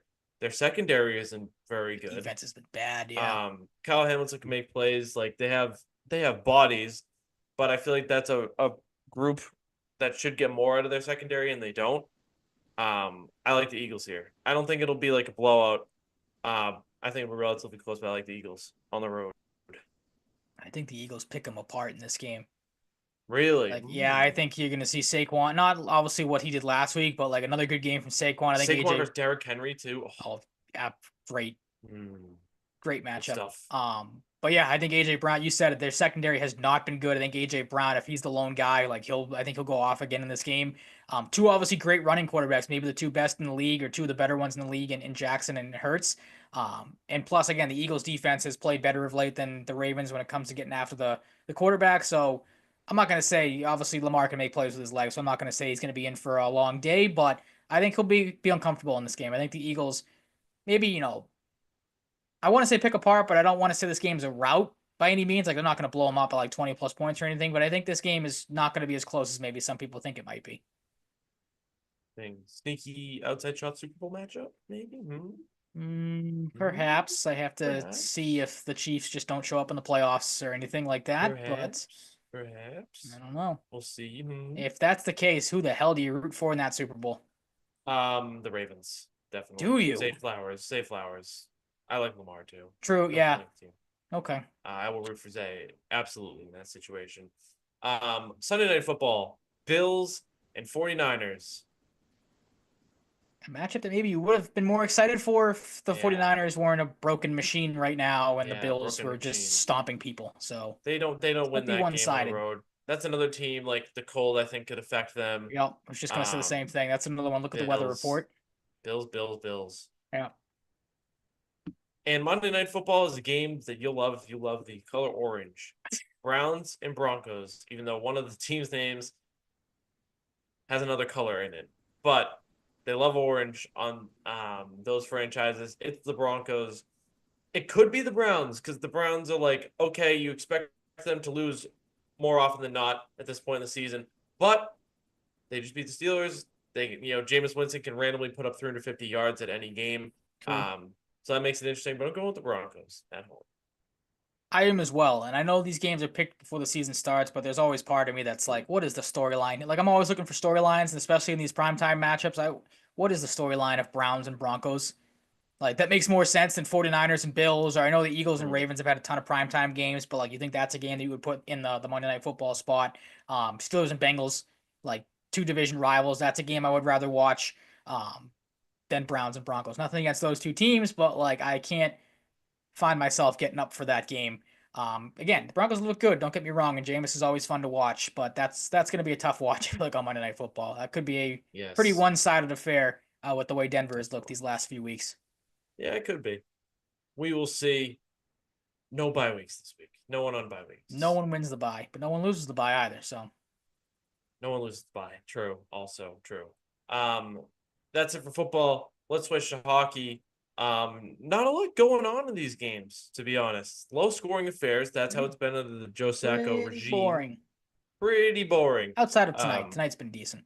Yeah, tonight's been decent. I took the Bruins team total over goals 2.5, and that's -125. That's looking good so far, but probably just jinxed it. They'll get shut out the rest of the game. Hopefully not. Bruins win at home against Utah 1-0. Were you about to say something? I was gonna say can't be as bad as the beat my uncle had. He was telling me over the weekend in this game, first game into the Sacco era. I think he said he put $100 down on the Bruins to win the game by 2. And as we know, and I'm sure you'll get to, Pastrnak having that empty net goal called back. Oh man, he was livid. Yeah. That's because it was one of those situations where it's like he turned the game off after they scored the empty net goal. Went to bed, woke up the next morning, was like, why do I not have money in my DraftKings account? And it's because the goal got called back, and that turned out to be a loser. That's really tough. Talk about a bad beat. Yeah. 22 save shutout for Mr. Korpisalo, the better of the two goalies this year. Shot 31-22 Bruins. They were 1 for 7 on the power play, 1 for 11 combined. A disadvantage in giveaways of 18-10. That's not great. There's not a whole lot in this game though. It was 1-0 final. I thought the pace was better overall, which I liked. I've talked a lot about the lack of pace under Montgomery this year. Looked better this year. Lindholm rejoices as he scores his first since October 12th. And that was a lone goal. Keslick and Bortuzzo fought twice. Bortuzzo didn't get an instigator for coming off the bench to fight in the first one, which was kind of weird. But two great fights. And And yeah, that's really one of the highlights of this game. It was 1-0 final, and we saw more fights than goals. Yep. I don't know if you consider that a fun hockey game or not, depending on what you look. But I agree with you Yeah. watching a little bit of this game because I was curious to see how they would look first game under Sacco. And couldn't agree with you more. They did look more engaged, which is good to see. And obviously, you obviously want the win, but I feel like that's kind of something a lot of people would want as well, is them to kind of come out, play with a little bit of a fire under their ass, like you expected them to do so, and maybe not the case in a 1-0 game, but did look like a slightly better product than it did under Jim Montgomery. Yes. It's progress. Yeah, It's it's not baby amazing, steps. but it's progress. Yep. Truly baby steps. They kept it up that way with a 2-1 win at Detroit two Slowly nights building. later. Yeah, slowly building. Swayman stops 19 of 20. Not a whole lot of shots from the Red Wings. Bruins outshoot the 29-20. They went 50% of the power play, 1 for 2, 4 for 4 in the PK. Pretty nice. They out hit the Red Wings 23-9. Out block shotted them. That's a word I just made up. Yep, I was gonna say, 16-7. And the Red Wings had 26 giveaways to the Bruins 16, which 16 isn't great either, but it's not 26. deserve to lose if you're in the high 20s. Yeah, the Red Wings have had a tough go this year. Tyler Johnson sends a nice little like shot pass to Brazeau right on the stick. Deflection goes right in. Beautiful stuff. Lucas Raymond unfortunately slithers through a bunch of players here and just fires off a one-timer for his fifth of the year. And one of the things that stood out as I watched in the replay of the game winner, the breakout attempt by Tarasenko a little bit earlier in that shift was or failed breakout attempt was really bad, and it eventually led to Peak ending up with the puck on the pinch. Good pinch, quick move to Marchand. And yeah, Marchand ends it. That's the eventual game winner. Another game where there's not a whole lot to say, to be honest, but 2 wins start the Sacco era. You'll take that. So Yeah, you absolutely will. And again, the product looks slightly better. It's getting better as the games goes on, or maybe not obviously last night. Um, but I feel like that was kind of a typical Bruins loss, is the one you're gonna get to in a second, where they outshoot the crap out of the team and come away with nothing. Um, yeah, I mean, again, I think for the most part, you kind of liked what you've seen out of them and their response under Sacco so far. yeah, this one was weird though. Last night, um, first two you'll take it. This one not as much. Like they got a lot of shots. I don't think they played terrible, but you lost to a team that you outshot 32-14, and that's not good. No matter the quality of your chances, there were a couple really nice ones that just didn't go in. Mhm. Um, You were in the building. What were the vibes? Vibes the of surrounding the vibes were team. pretty tame, pretty Okay. tame. How were the vibes It was when fun Jake though. DeBrus scored? Was it kind Interesting, of a yeah. like, you He gotta got be booed a shitting few me? times. Yeah. I missed the 8-second tribute video. I was in the bathroom. That Mhm. didn't last very long, I heard. Swayman stops 13 of 14. They won 59% of draws, went 0 for 3 on the power play. That hurts in a game you get shut out in. 1 for 2 in the PK. 26-11 advantage and block shots for Vancouver is pretty ridiculous. It was quite noticeable if you watch the game too. JT Miller's been out due to a leave of absence from the team. Brock Besser came back in, though, scores first period. And, of course, Jake DeBrus scores the game-winning goal, which was scored in the second period because the Bruins did not score a goal. High stick review, good goal. Tough, really tough. I did not succeed in bringing Heino back. Going down That's to the right. I visitors' forgot locker you said room. you're gonna go down and yeah, Yeah, go down and sorry. grab him. Sorry, folks. If DeBrus's tribute video was only 8 seconds long, how the hell long was Dan Heinen's? I Like don't know if Heinen got four one. Like, seconds? I Like don't know. just cut it in I half? I didn't see one when I missed the DeBrusque one, but Mhm. maybe they like combined them both. I don't I know. don't know. I didn't see anything for Heine, which is disrespectful. Um, man, I saw the empty net goal live, of course, but the whiff pass that led to that empty net goal in the offensive zone inside the blue line from McAvoy was real bad, real bad. That's a Garland empty netter on the other side of the ice. Kevin Lankinen played great. Shuts out the Bruins, 32 save shutout, and a tough one. Like they got a good amount of shots. Like I didn't hate the pace again. Um, just can't finish. You've scored 3 goals in 3 games now.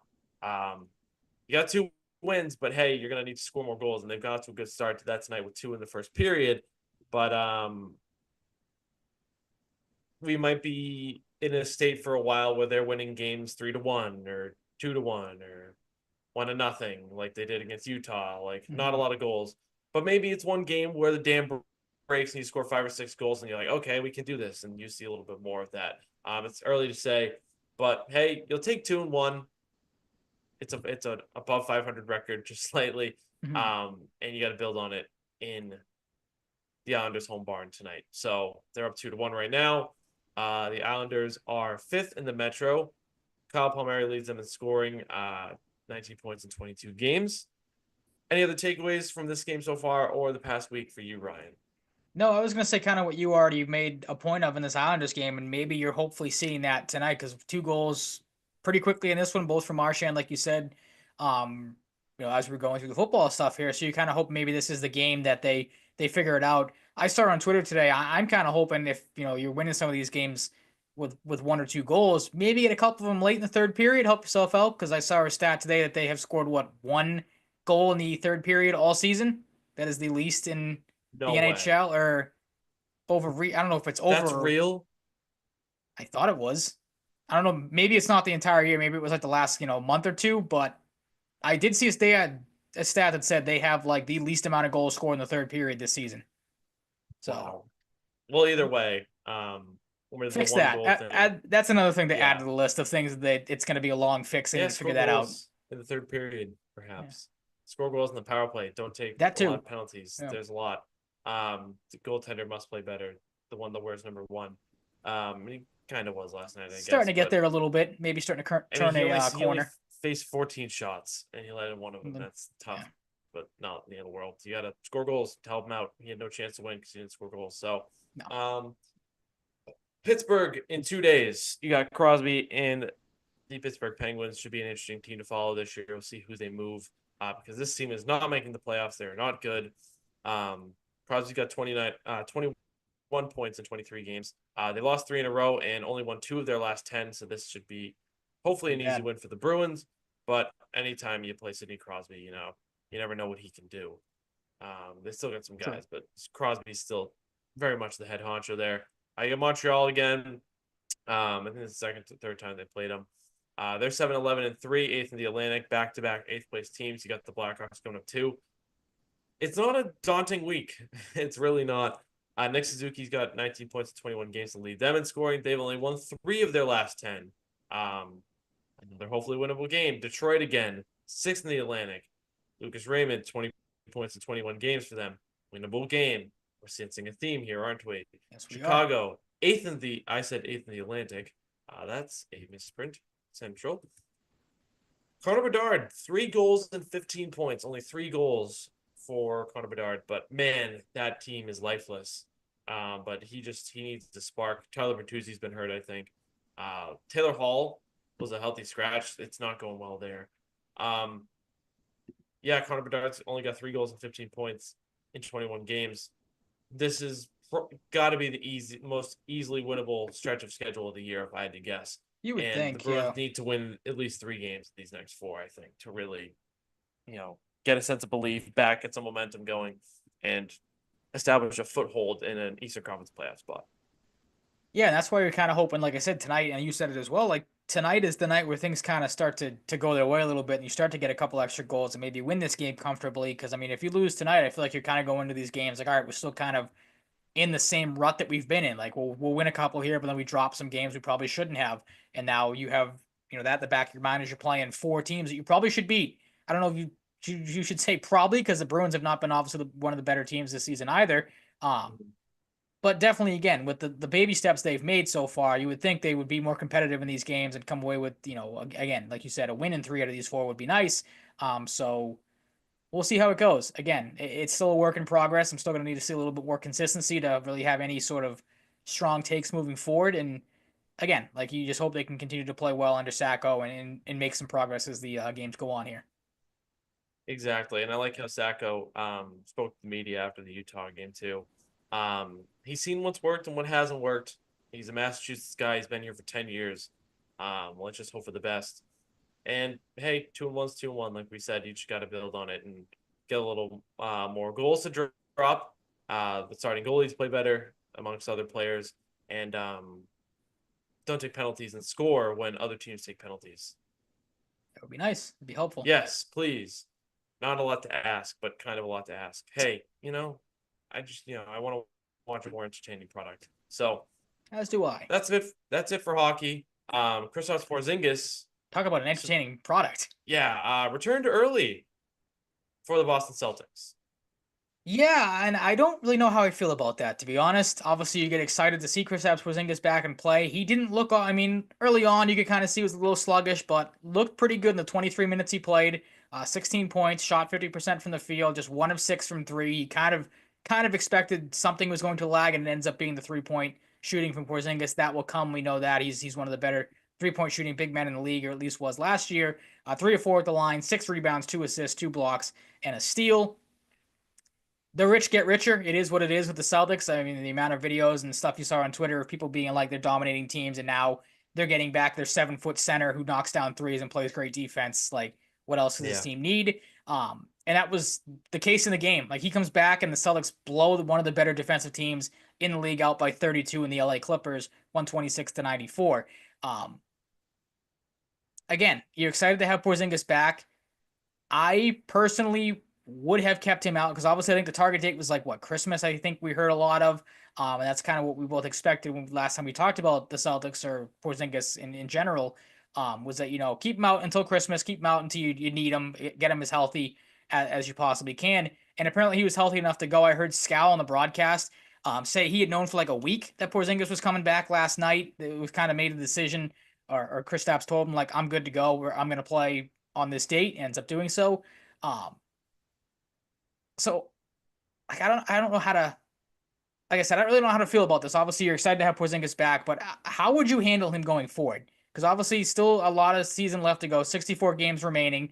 Like we said, definitely came back sooner than we, and I feel like most people expected him to. You have 9 back-to-back games remaining on the schedule. I can't imagine the Celtics going to play him in every one of these games. That would be dumb to. So for me, I'm looking at like, I don't know, play him in like 50 out of those 64 games. Like I'd give him some rest here and there. Definitely wouldn't be playing him in all 9 back-to-backs. They're already not doing that without Horford. So you could honestly flip both those guys. Whatever night Horford plays, you sit Porzingis, and then you do the vice versa the next night. I can't, like I said, I can't imagine they're going to play him in all 64 games. I think they're going to be cautious with this as much as he wants to play and says he's good to go. I don't know, like, I don't want to say you can't take that chance because obviously anybody can get hurt and get injured again. But with him, you have to be super careful. And again, it was good to see him, not really miss a beat last night. And obviously the dividends pay off immediately. But where are you at on Porzingis? How would you kind of handle him the rest of the way? Obviously, I'm sure you were psyched to see him back out there last night as well. Yeah, I'm cool with around the 50 game threshold too. I do like the idea of flipping him and Horford like on back-to-backs for resting situations. But like, yeah, I don't know, like especially early on, even though he like looked good for a good chunk of the game, I do want them to be pretty cautious, like not just ramp it up right away because he's very good and we know what he's capable of. But like, you're not in a position where you need to have him playing a ton. You get like the baseline. Okay, this is how he looked. I don't think you should feel obligated for him to be in the lineup like more like super often. No. So 50 is realistic. Maybe it's a little lower than that. But yeah, like right now, like I don't think you need to trot him out every night, and you need to go game by game. Were you surprised at all in the minutes he played? Because I feel like 23 minutes is a decent amount for, like, I would have figured you would have given him like 15 to 18. Because again, you didn't have Cornette last night, but Keita has had his ups and downs of late. He was excellent last night. I think you saw more of Keita because of that, how well he played. Obviously Cornette's still going to be there. He's going to get healthy. You're going to have Horford. So like I was a little surprised with the 23 minutes. I thought it was probably a little bit more than I thought he was going to play, and maybe I don't want to say should have played because obviously you're not going to make the decision. That comes down to Joe Mazzulla's call, obviously. But yeah, I was a little surprised by that. I don't know. You feel the same way? You think that's a good number moving forward? Kind of keep him around that 20 minutes. I'm trying to remember what he averaged last year. I'll look that up while you speak, unless I can't imagine he averaged 23 minutes a game last year. That seems I'm low. good with like 18 to 20. Yeah, build That's the him up sweet and spot. then kind of like I said, like we expected, unleash him right around later on in the year. Porzingis last Yes. year averaged just under 30 minutes, 29.6 minutes per game last year. So obviously, yeah, nowhere close to what he averaged Yeah, last he'll have year. a slow build up Um, going. exactly. You build that up to maybe you have him playing 25 or so right around Christmas time, and then you kind Yeah. of again once the new year hits, end of the season. Obviously, they're not going to play him if they're in a playoff spot a lot of the end of the year. But you know what I mean? Like you get further down the stretch, you ramp up those minutes, like you said, then you go from there. But again, like it's crazy that they looked as good as they did without him, and then he comes back, and again, it's just a well-oiled machine right now with how well this team looks. Um, Again, Tatum was great last night. Not really going to give a whole lot of recap on the game because it was more of the same. You have a team that's playing well in the Clippers. Maybe a test, depending on how some people look at it for the Celtics. Again, a team that was very good defensively, and it didn't matter.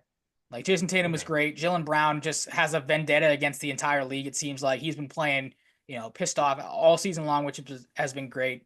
Pritchard continues to be the sixth man of the year. Like was excellent again off the bench, knocked down 6 threes. Um, you're not getting a whole lot from Drew Holiday right now, but you really haven't needed to. Like I can't remember the last time he lit up the box score by any means. He's just been a steady Eddie out there on both sides of the floor. Derek White continues to be great. So again, it's more of the same from the Celtics, and the rest of the league just has to be kicking themselves that oh great now they're 7-footer who nails threes and is a great rim protector. He's back. Our chances already sucked to begin with. Now you get him back, and it seems like a futile effort at this point. Oops. That's Celtics just say like, Yeah, sorry. sorry for having the best It's like executive in sports. the South Park. We're sorry. Yeah. We're We're sorry. sorry. You know, kind of looks like that guy too in uh that South Yeah. Park. I think it's the BP oil guy. He looks like Yeah. the character of him, not the actual guy. Yeah. I think I know what you're talking about. Yeah. Yep. Good reference. Thank you. Red Sox and other teams. Yusei Kikuchi feels like the guy that's like commoditized trade deadline guy, hits the free agent market, and then he'll play for the Angels for 3 years and average like a 5 ERA. Stink. I just thought Yeah. the same exact thing when I saw that come through the other day, and I was gonna send it to you, and I completely forgot, being like, "Oh, this is the next big name free agent that goes to the Angels and fizzles out almost immediately." Yeah. Nothing against Kikuchi, but like that is the prime. You It's just kind of hit the the nail on the the head. aura of doom that the Angels provide. Your career goes to die when you go to the Angels. Like Yeah. it's what it seems like. And again, like I'll give them credit. They're building towards something. They're trying to build something, trying to put a team around Mike Trout. But it just every move they make just never seems to work out. Maybe this will be the one that does. They get a top of the line starter. Um, Obviously we'll have to wait and see. But I kind of lean more towards the side that you lean towards. That like you probably won't be hearing a lot of Yusei Kikuchi talk over the next 3 No, years. no. No. Thoughts on Blake Snell? Because that was a polarizing one. A guy that the Red Sox were reportedly in on as well, like you said. And he, to the surprise of no one, signed for the Dodgers. What was it? A 5-year, $182 million contract. Some of the details from John Heyman. $52 million signing bonus, no opt outs, a no trade clause. But there is an assignment bonus if he is traded. There are deferrals, of course. He said, quote, Blake Snell's $52 million signing bonus and $13 million a year in deferrals, $65 million total, and his $182 million deal balances out, so the contract value remains at $36.4 million. But since bonuses don't count against the CBT number, it's only about 32 to 33 million on the Dodgers CBT ledger. So again, talk about the Celtics, the rich get richer. The world champion LA Dodgers get another free agent on contract deferrals, which has seemingly angered the baseball world as it did last year with Shohei Ohtani. Last year, I think you and I maybe both argued that like if it's in the rules, can you really hate the Dodgers for doing it? Second year in a row, I don't know if you feel the same way, but I have kind of come off of that. This is starting to get a little annoying. It's annoying, but like it's not like it's annoying. It's like it's something you look at in a different scope because it's the same team. Mm-hmm. But I wouldn't say it's like an annoying thing to me. It's just like they Yeah, saw they did it Shohei again. Ohtani Like, do it, so they're like everybody else is more willing to do it. There are, you know, in these contract talks, there's some sort of selling process of why you should do this. It's just mm-hmm. going to become part of the league. It's already made its way into the freaking NHL too, which is funny. With Seth Jarvis's new deal, which is like odd to do that in the NHL. The money difference is way different. Astronomical. Yeah.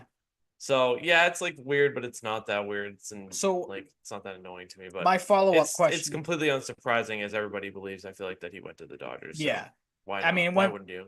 I missed it, but apparently people said, he came out and either said or it was reported that he wanted to stay on the West Coast. So as soon as that came out, you knew the pickings were slim. It was going to be a couple of teams. I don't think he was going to go back to the Giants, so that kind of left. I don't think the Angels were ever in on him, but them, the Dodgers, obviously the Padres, um, who I don't think were in on him either, but ends up being the Dodgers, of course. So my follow-up question to you then, because I've seen people argue this, and this has been a talking point over the last 24 hours, is does baseball need a salary cap, in your opinion, to prevent No, something like this from happening? no, because it would suck. I Would think you baseball would get significantly worse if there was a salary cap. would you rework the um not rule, I guess rule of would you keep deferral the ability to defer contracts in baseball? Like, would you Maybe. take this rule out or change it? And I'm not going to ask you how you would change it, but like kind of tinker with this to make this. Cause like the way I look at it, like I know it would never happen, but like what is realistically stopping that? I texted you this or talked to you about this the other day. I think what is realistically stopping the Dodgers from any big name free agent like Corbin Burns is still out there? Hey, we'll give you a 6 year, $200 million contract, but we'll defer everything and do that with every free agent they're interested in. It kind of takes away from the competitive side of baseball, Yeah, which I see that argument, and that's that's kind of fair. why I lean on it. Because like I saw people say like, oh, some of these small market teams don't stand a chance anymore. They're never going to spend money, so like I really don't care about that. Like teams like Mhm. the Pirates and the Athletics are never going to throw money at guys, so it's not like it's a big deal to them.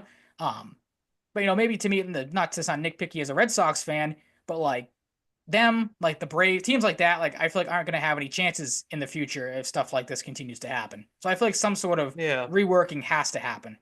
yeah, I think that's fair. Okay, fair enough. You fall on the same side. Yeah. All right, fair enough. We'll move on then. Oh, Onto the big fish of the offseason, or one of the bigger ones still available, Juan Soto. This was according to John Heyman, so believe what you will, because it is John Heyman. Not maybe not the most reliable source at times, or maybe biased depending on who you talk to. But he said, "quote The Red Sox are a quote threat to favored Yankees and Mets in the Juan Soto Derby and are busy making their case." This is from the New York Post, either yesterday or today. Said, quote, "The Red Sox are increasingly seen as a legitimate contender in the sweepstakes for the generational slugger, as word is they're stepping up efforts to lure the superstar hitter away from their historic AL East nemesis. So to say, Red Sox are attempting to sell Soto on his fit in Boston, a fit both at Fenway Park and within the history of the franchise. According to John Morosi and Randy Miller, they said, quote, Juan Soto has offers from 5 teams, being Boston, the Dodgers, the Mets, the Yankees, and Toronto. Do you have any thoughts on this comment or just the reports that the Red Sox have stepped up their offer, what kind of they're expecting or what they are pitching Juan Soto on? Because there's a couple of things that stand out to me, but I wanted to kind of get your thoughts on the whole Juan Soto situation before. yeah, I honestly believe it, Do but you? I feel like they're doing it at least partially to like look good to the fans Yep, that's and where I look good sit. to the team that they want to spend money and be better. And if they lose, they're like, like We that type of almost thing. had him. We were in on him. I hate to say that a lot, but it's a little different. Or like things of that nature, but it's different when you're talking about the guy that's going to make 600 plus million dollars. Mm-hmm. The Sox can brush that one off a little easier. But it also depends. Like if you miss Soto, you better get one of the pitchers, and you're not getting Snell, so you're down to Burns or Freed. Yep. You put yourself in a precarious spot. You're talking about stepping up the offer. You're talking about as this big thing with the remaining two pitchers now out of the group of three. As you'll mention with the getting two of them, you have two left, so Yeah. you're already in a You pickle there. better hit a home run, So no pun intended. they're trying to over deliver even with stuff that might not actually happen and be like, shucks, I feel like. But I do have faith that they'll get a pitcher. Okay. Some faith. Not a lot. I do have faith they'll get a pitcher. I do not think they'll sign Juan Soto. Yeah, I mean the Soto I thing to think me, Juan Soto goes to the Mets or Yankees, almost 100%. I'm right there with you. And the thing that not aggravates me about this, but like I kind of nitpick about is, the end line of sources say the Red Sox are attempting to sell Soto on his fit in Boston and fit both at Fenway Park and within the history of the franchise. Like I get that's kind of the window dressing about it, and I get that that's going to be their pitch. And there were reports that apparently the long meeting he had with them, Good. either last week went really really well, and he was really impressed. But to that I say, if you're Juan Soto and the Red Sox are coming in, they're selling you on like, oh, we'll think you'd be a great fit for us, and you'd be a great fit at Fenway Park. And we want to make you a history of this franchise. If you're Juan Soto, like you're looking at that, If you're him, would you rather play at what suits you better as a left-handed hitter, playing at Fenway Park or playing at Yankee Stadium? I mean, both are pretty suitable, to be honest. If you're a left-handed hitter, though, what ballpark would you rather hit in? Easy answer. Come on. It's the Yankees, but like Yes. this like it's pretty easy to hit home runs at right field at Fenway It is, too. but you would rather pull him as a lefty at Yankee Stadium is the point Yeah. I'm trying to make than try to go the other way at Fenway. Like a righty Yeah, I would get you. would Yeah. okay, so that's the point I'm trying to make. So if I'm him, that's the way I'm looking at it. Is like, all right, cool. Like you're trying to sell me on Fenway Park. I already played in a stadium that suits me better in Yankee Stadium. So the Yankees have a leg up on you there. History, like both teams are historic. Yankees obviously have more history than the Red Sox. Like that's not a selling point if you're me. And if I'm Juan Soto, I'm sitting there going like, okay, cool. Your ballpark's cool. Your history's great. But again, it's going to come down to you guys opening up your wallets. And if the Yankees and Mets are offering me, like you said, $600, $700 million plus, like, what are you going to do? Like, do you have faith? The Red Sox, and we've heard it, all the reports are they're going to get in the bidding war. They're going to be in on this.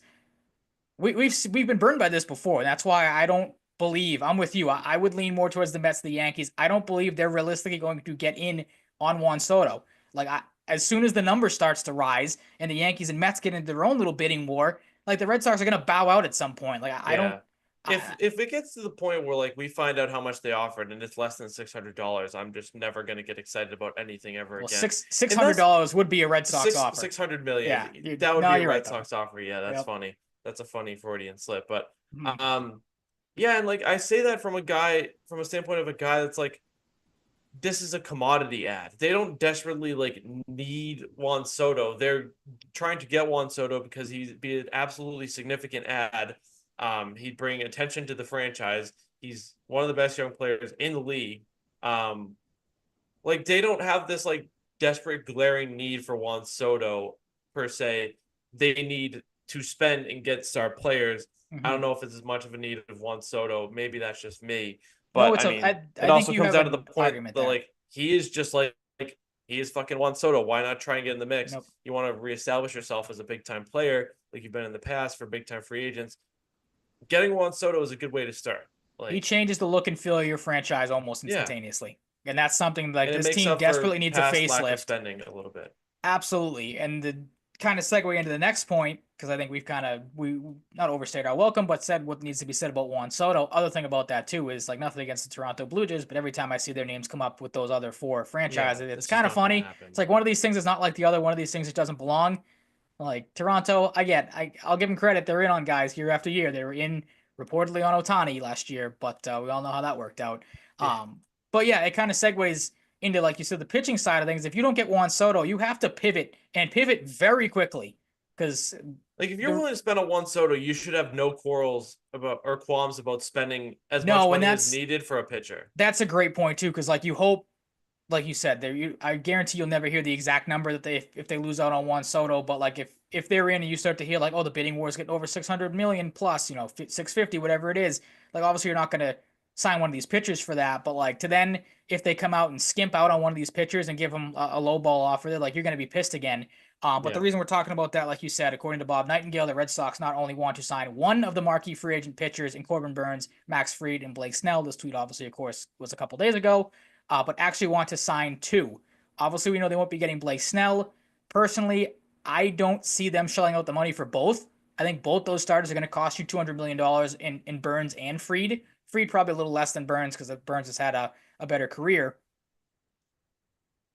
If I were them, I would probably I think realistically, Max Fried is a more realistic option than Corbin Burns.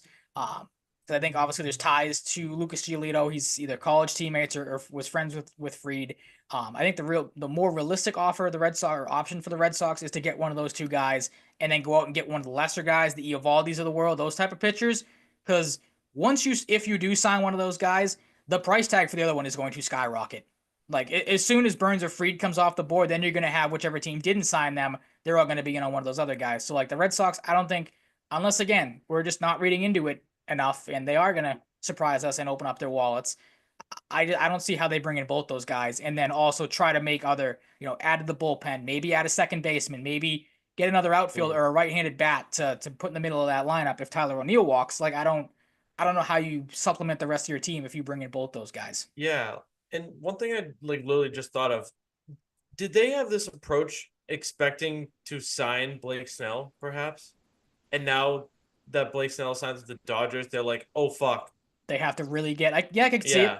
Like, Like, oh fuck, maybe we can't do this anymore because mhm. maybe they thought Snell was one of the more likely guys they could get. I don't know. But I'm just throwing it out there. Like it's kind of interesting now that he's gone a couple days No, it is after an that tweet. interesting way to look at it for sure. Yeah. I don't know. But who knows? Obviously, we'll have to wait and see on that. There was one other Red Sox kind of information tidbit that's come out that I saw catch some caught fire a little bit on Twitter, or X, whatever you want to call it, that I wanted to touch on as well. This one came from Buster Only, and I was really surprised at the amount of people that were getting aggravated by this tweet because I think it's 100% right. He said, "quote One market factor that shifts cyclically. I didn't even know that was a word. Cyclically. Is that how you say it? Cyclically? Cyclically. Yeah. Okay, I learned something new today. There you go. You broadened my horizons and my vocabulary. So yeah, is how some teams become a preferred destination for players while other teams lose ground in the perception game. Boston is aggressive with dollars now, but the Red Sox will have to pay extra to overcome a negative player perception that really started growing when the team wouldn't pay Mookie Betts. Now, apparently, I did not see the comment or hear the comment, but Jared Carabas, I saw on one of the Boston sports accounts that I follow on X today. He had a rebuttal to this by saying, quote, I can tell you that the sentiment that star players don't want to come to Boston because of Mookie Betts, at least this offseason in particular, is not true. Now, I do find that part kind of interesting that maybe in years prior that is something that's come up with the at least this offseason in particular. But like I said, the amount of people I saw that were aggravated at this, I think that's how people look at the Red Sox. Absolutely. Like, I think it should go further back to John Lester. I mean, how many people talked about that when it happened? That those contract negotiations where it was known he got lowballed, and wanted to come back or wanted to stay with the Red Sox, and they just gave him a complete crap offer, and let him walk. Like I don't see the aggravation and the frustration that people have being like, oh, how do you, if you're a player, still hold the Red Sox not signing Mookie Betts over your head? Like I'm sure that doesn't sit well with some guys, especially if people are close to Mookie Betts. And the Red Sox have done this year after year, like saying that, like, oh, we're going to be on guys, or, taking the fans, for a joyride here by saying one thing and then meaning the other. And again, telling players that, like, oh, we're going to be competitive this year and then just not be, or, be close to it, not doing enough to support you. So, like, I don't see how that is a thing that is aggravating people because I think it's 100% true. Yeah, like, I think it's kind of goofy to be aggravated about that because, like, you should expect it to some extent. Yeah, absolutely. Like, I think you've it's lived that it for the simple. last Like, 5+ years. Like, this isn't anything new. like you can I don't know. It's kind of like it's kind of an interesting thing to talk about. Like Mm-hmm. I can see why you wouldn't be mad and why you would be mad because it, reignites the fire of, the whole Mookie situation. The fact that, they haven't spent a lot of money, but like it's also like, yeah, that happened. You can't reverse it, and now this is Move just on. a, Yeah. a reasonable consequence. Okay. So It is an interesting yeah. thing. Like again, there is a reason I think for all these why these things come out at these certain times. That's just another one of those cases. But again, we'll kind of wait and see what the Red Sox do. They're again for another offseason saying all the right things. I don't think there's been anything. I think the last report I saw, if people are wondering, about a Garrett Crochet type of situation, I thought I saw today that they are all quiet on that front right now. One of the reports I also saw was it doesn't. I can't remember if only had it or somebody had it where it doesn't seem like apparently now Willie Abreu will be a centerpiece of that deal, or there would obviously have to be more prospects involved because I think the report I saw today was that the White Sox want guys that are further away because they know they're going to stink for, years to come. So they don't want to get a guy that's ready now. They want to, develop guys and have guys all come up later on when they are actually ready to compete. So maybe, the reports of Willie Abreu being a centerpiece of a Garrett Crochet deal is not 100% correct. But again, we'll have to wait and see on that. I don't know. Maybe you can pivot to a Seattle pitcher if Maybe. Willier doesn't go to the White Sox. The Islanders tied it up. Sweet. Nice. I was just going to say to that point, we are in crazy MLB offseason trade rumor times because I did see, I don't know if it was maybe Rob Bradford's podcast, their Twitter account, or somebody tweeted it out today, one of those, who says no to this deal? And it was the Mariners would trade Luis Castillo and the Red Sox would give back Willie Abreu and Masataka Yoshida. Red Sox would say yes to that. I don't know if the Mariners would say yes to that, taking on that Yoshida contract to just get back Willie Abreu. Like, obviously good player, but like I don't know if they would give up one of their prized pitchers. obviously the one that makes the most amount of money out of that grouping. But Also, that'd be interesting. Like last talented, I mean, he's not Ichiro level, but like Ichiro, Japanese player, worked out in Seattle. true. Could be a good landing spot for Massa if they do I just trade him. wonder. That's good. Yeah, that's a good point because I wonder if like he's a guy that may just need like a change of scenery to kind of. And again, if you Mhm. sign Juan Soto, then you have to move Yoshida Yeah, you because have to like you move just Massa. can't. Yeah. Again, it might sound stupid to some people, but you can't have that many lefties in your lineup and expect No, to yeah. be a. You'll be competitive, but you know what I mean. Like it Mhm. creates matchup problems. It does. Which is why you saying again, I was going to bring it up and I forgot to. Why I think you saying Soto is more of a commodity than a necessity, I think is 100% right. Like Mhm. obviously you'd love to have a player of that caliber, but we talked about It's a this luxury, yeah. before. Yeah, he doesn't necessarily fit your roster the way it's constructed right now. Like if you get him, you obviously have to move other pieces, and they probably will. But again, it might sound dumb to say that like maybe people might be like, "Oh, you guys don't want Juan Soto." No, not true. We'd take him in a No, heartbeat. sure do. Yeah, Yeah, sure absolutely. do. Especially if it means the Yankees can't get him. Yeah, or the Mets, just because they're in New York. Fuck them. Yeah, fair. And then it's gonna wrap it up. I think Don't you think, so. Ryan? I think so. It's Thanksgiving Eve. Enjoy Thanksgiving to all listening, whether you celebrate or not. Whatever. It's Thanksgiving in You do you. America, so you do you. Thanks so much for listening, new and old listeners. You can find us on YouTube and Twitch, full press coverage. Spotify, Apple, Podbean, Podchaser. Like, comment, subscribe, follow, all that good stuff across those platforms. We're on TikTok, throw the name of the podcast in the search bar. We're on Twitter at Mike_Cratty, at Ryan_Salvaggio, in the show at Selling Cratty Pod. And yeah, we'll see you next week. Stay safe, stay healthy, be nice to people, happy Thanksgiving, all that good stuff. Drive safe too. Holidays, people can be crazy on the road to make bad decisions. Don't be one of them. Yeah, we'll talk to you next week. Peace out.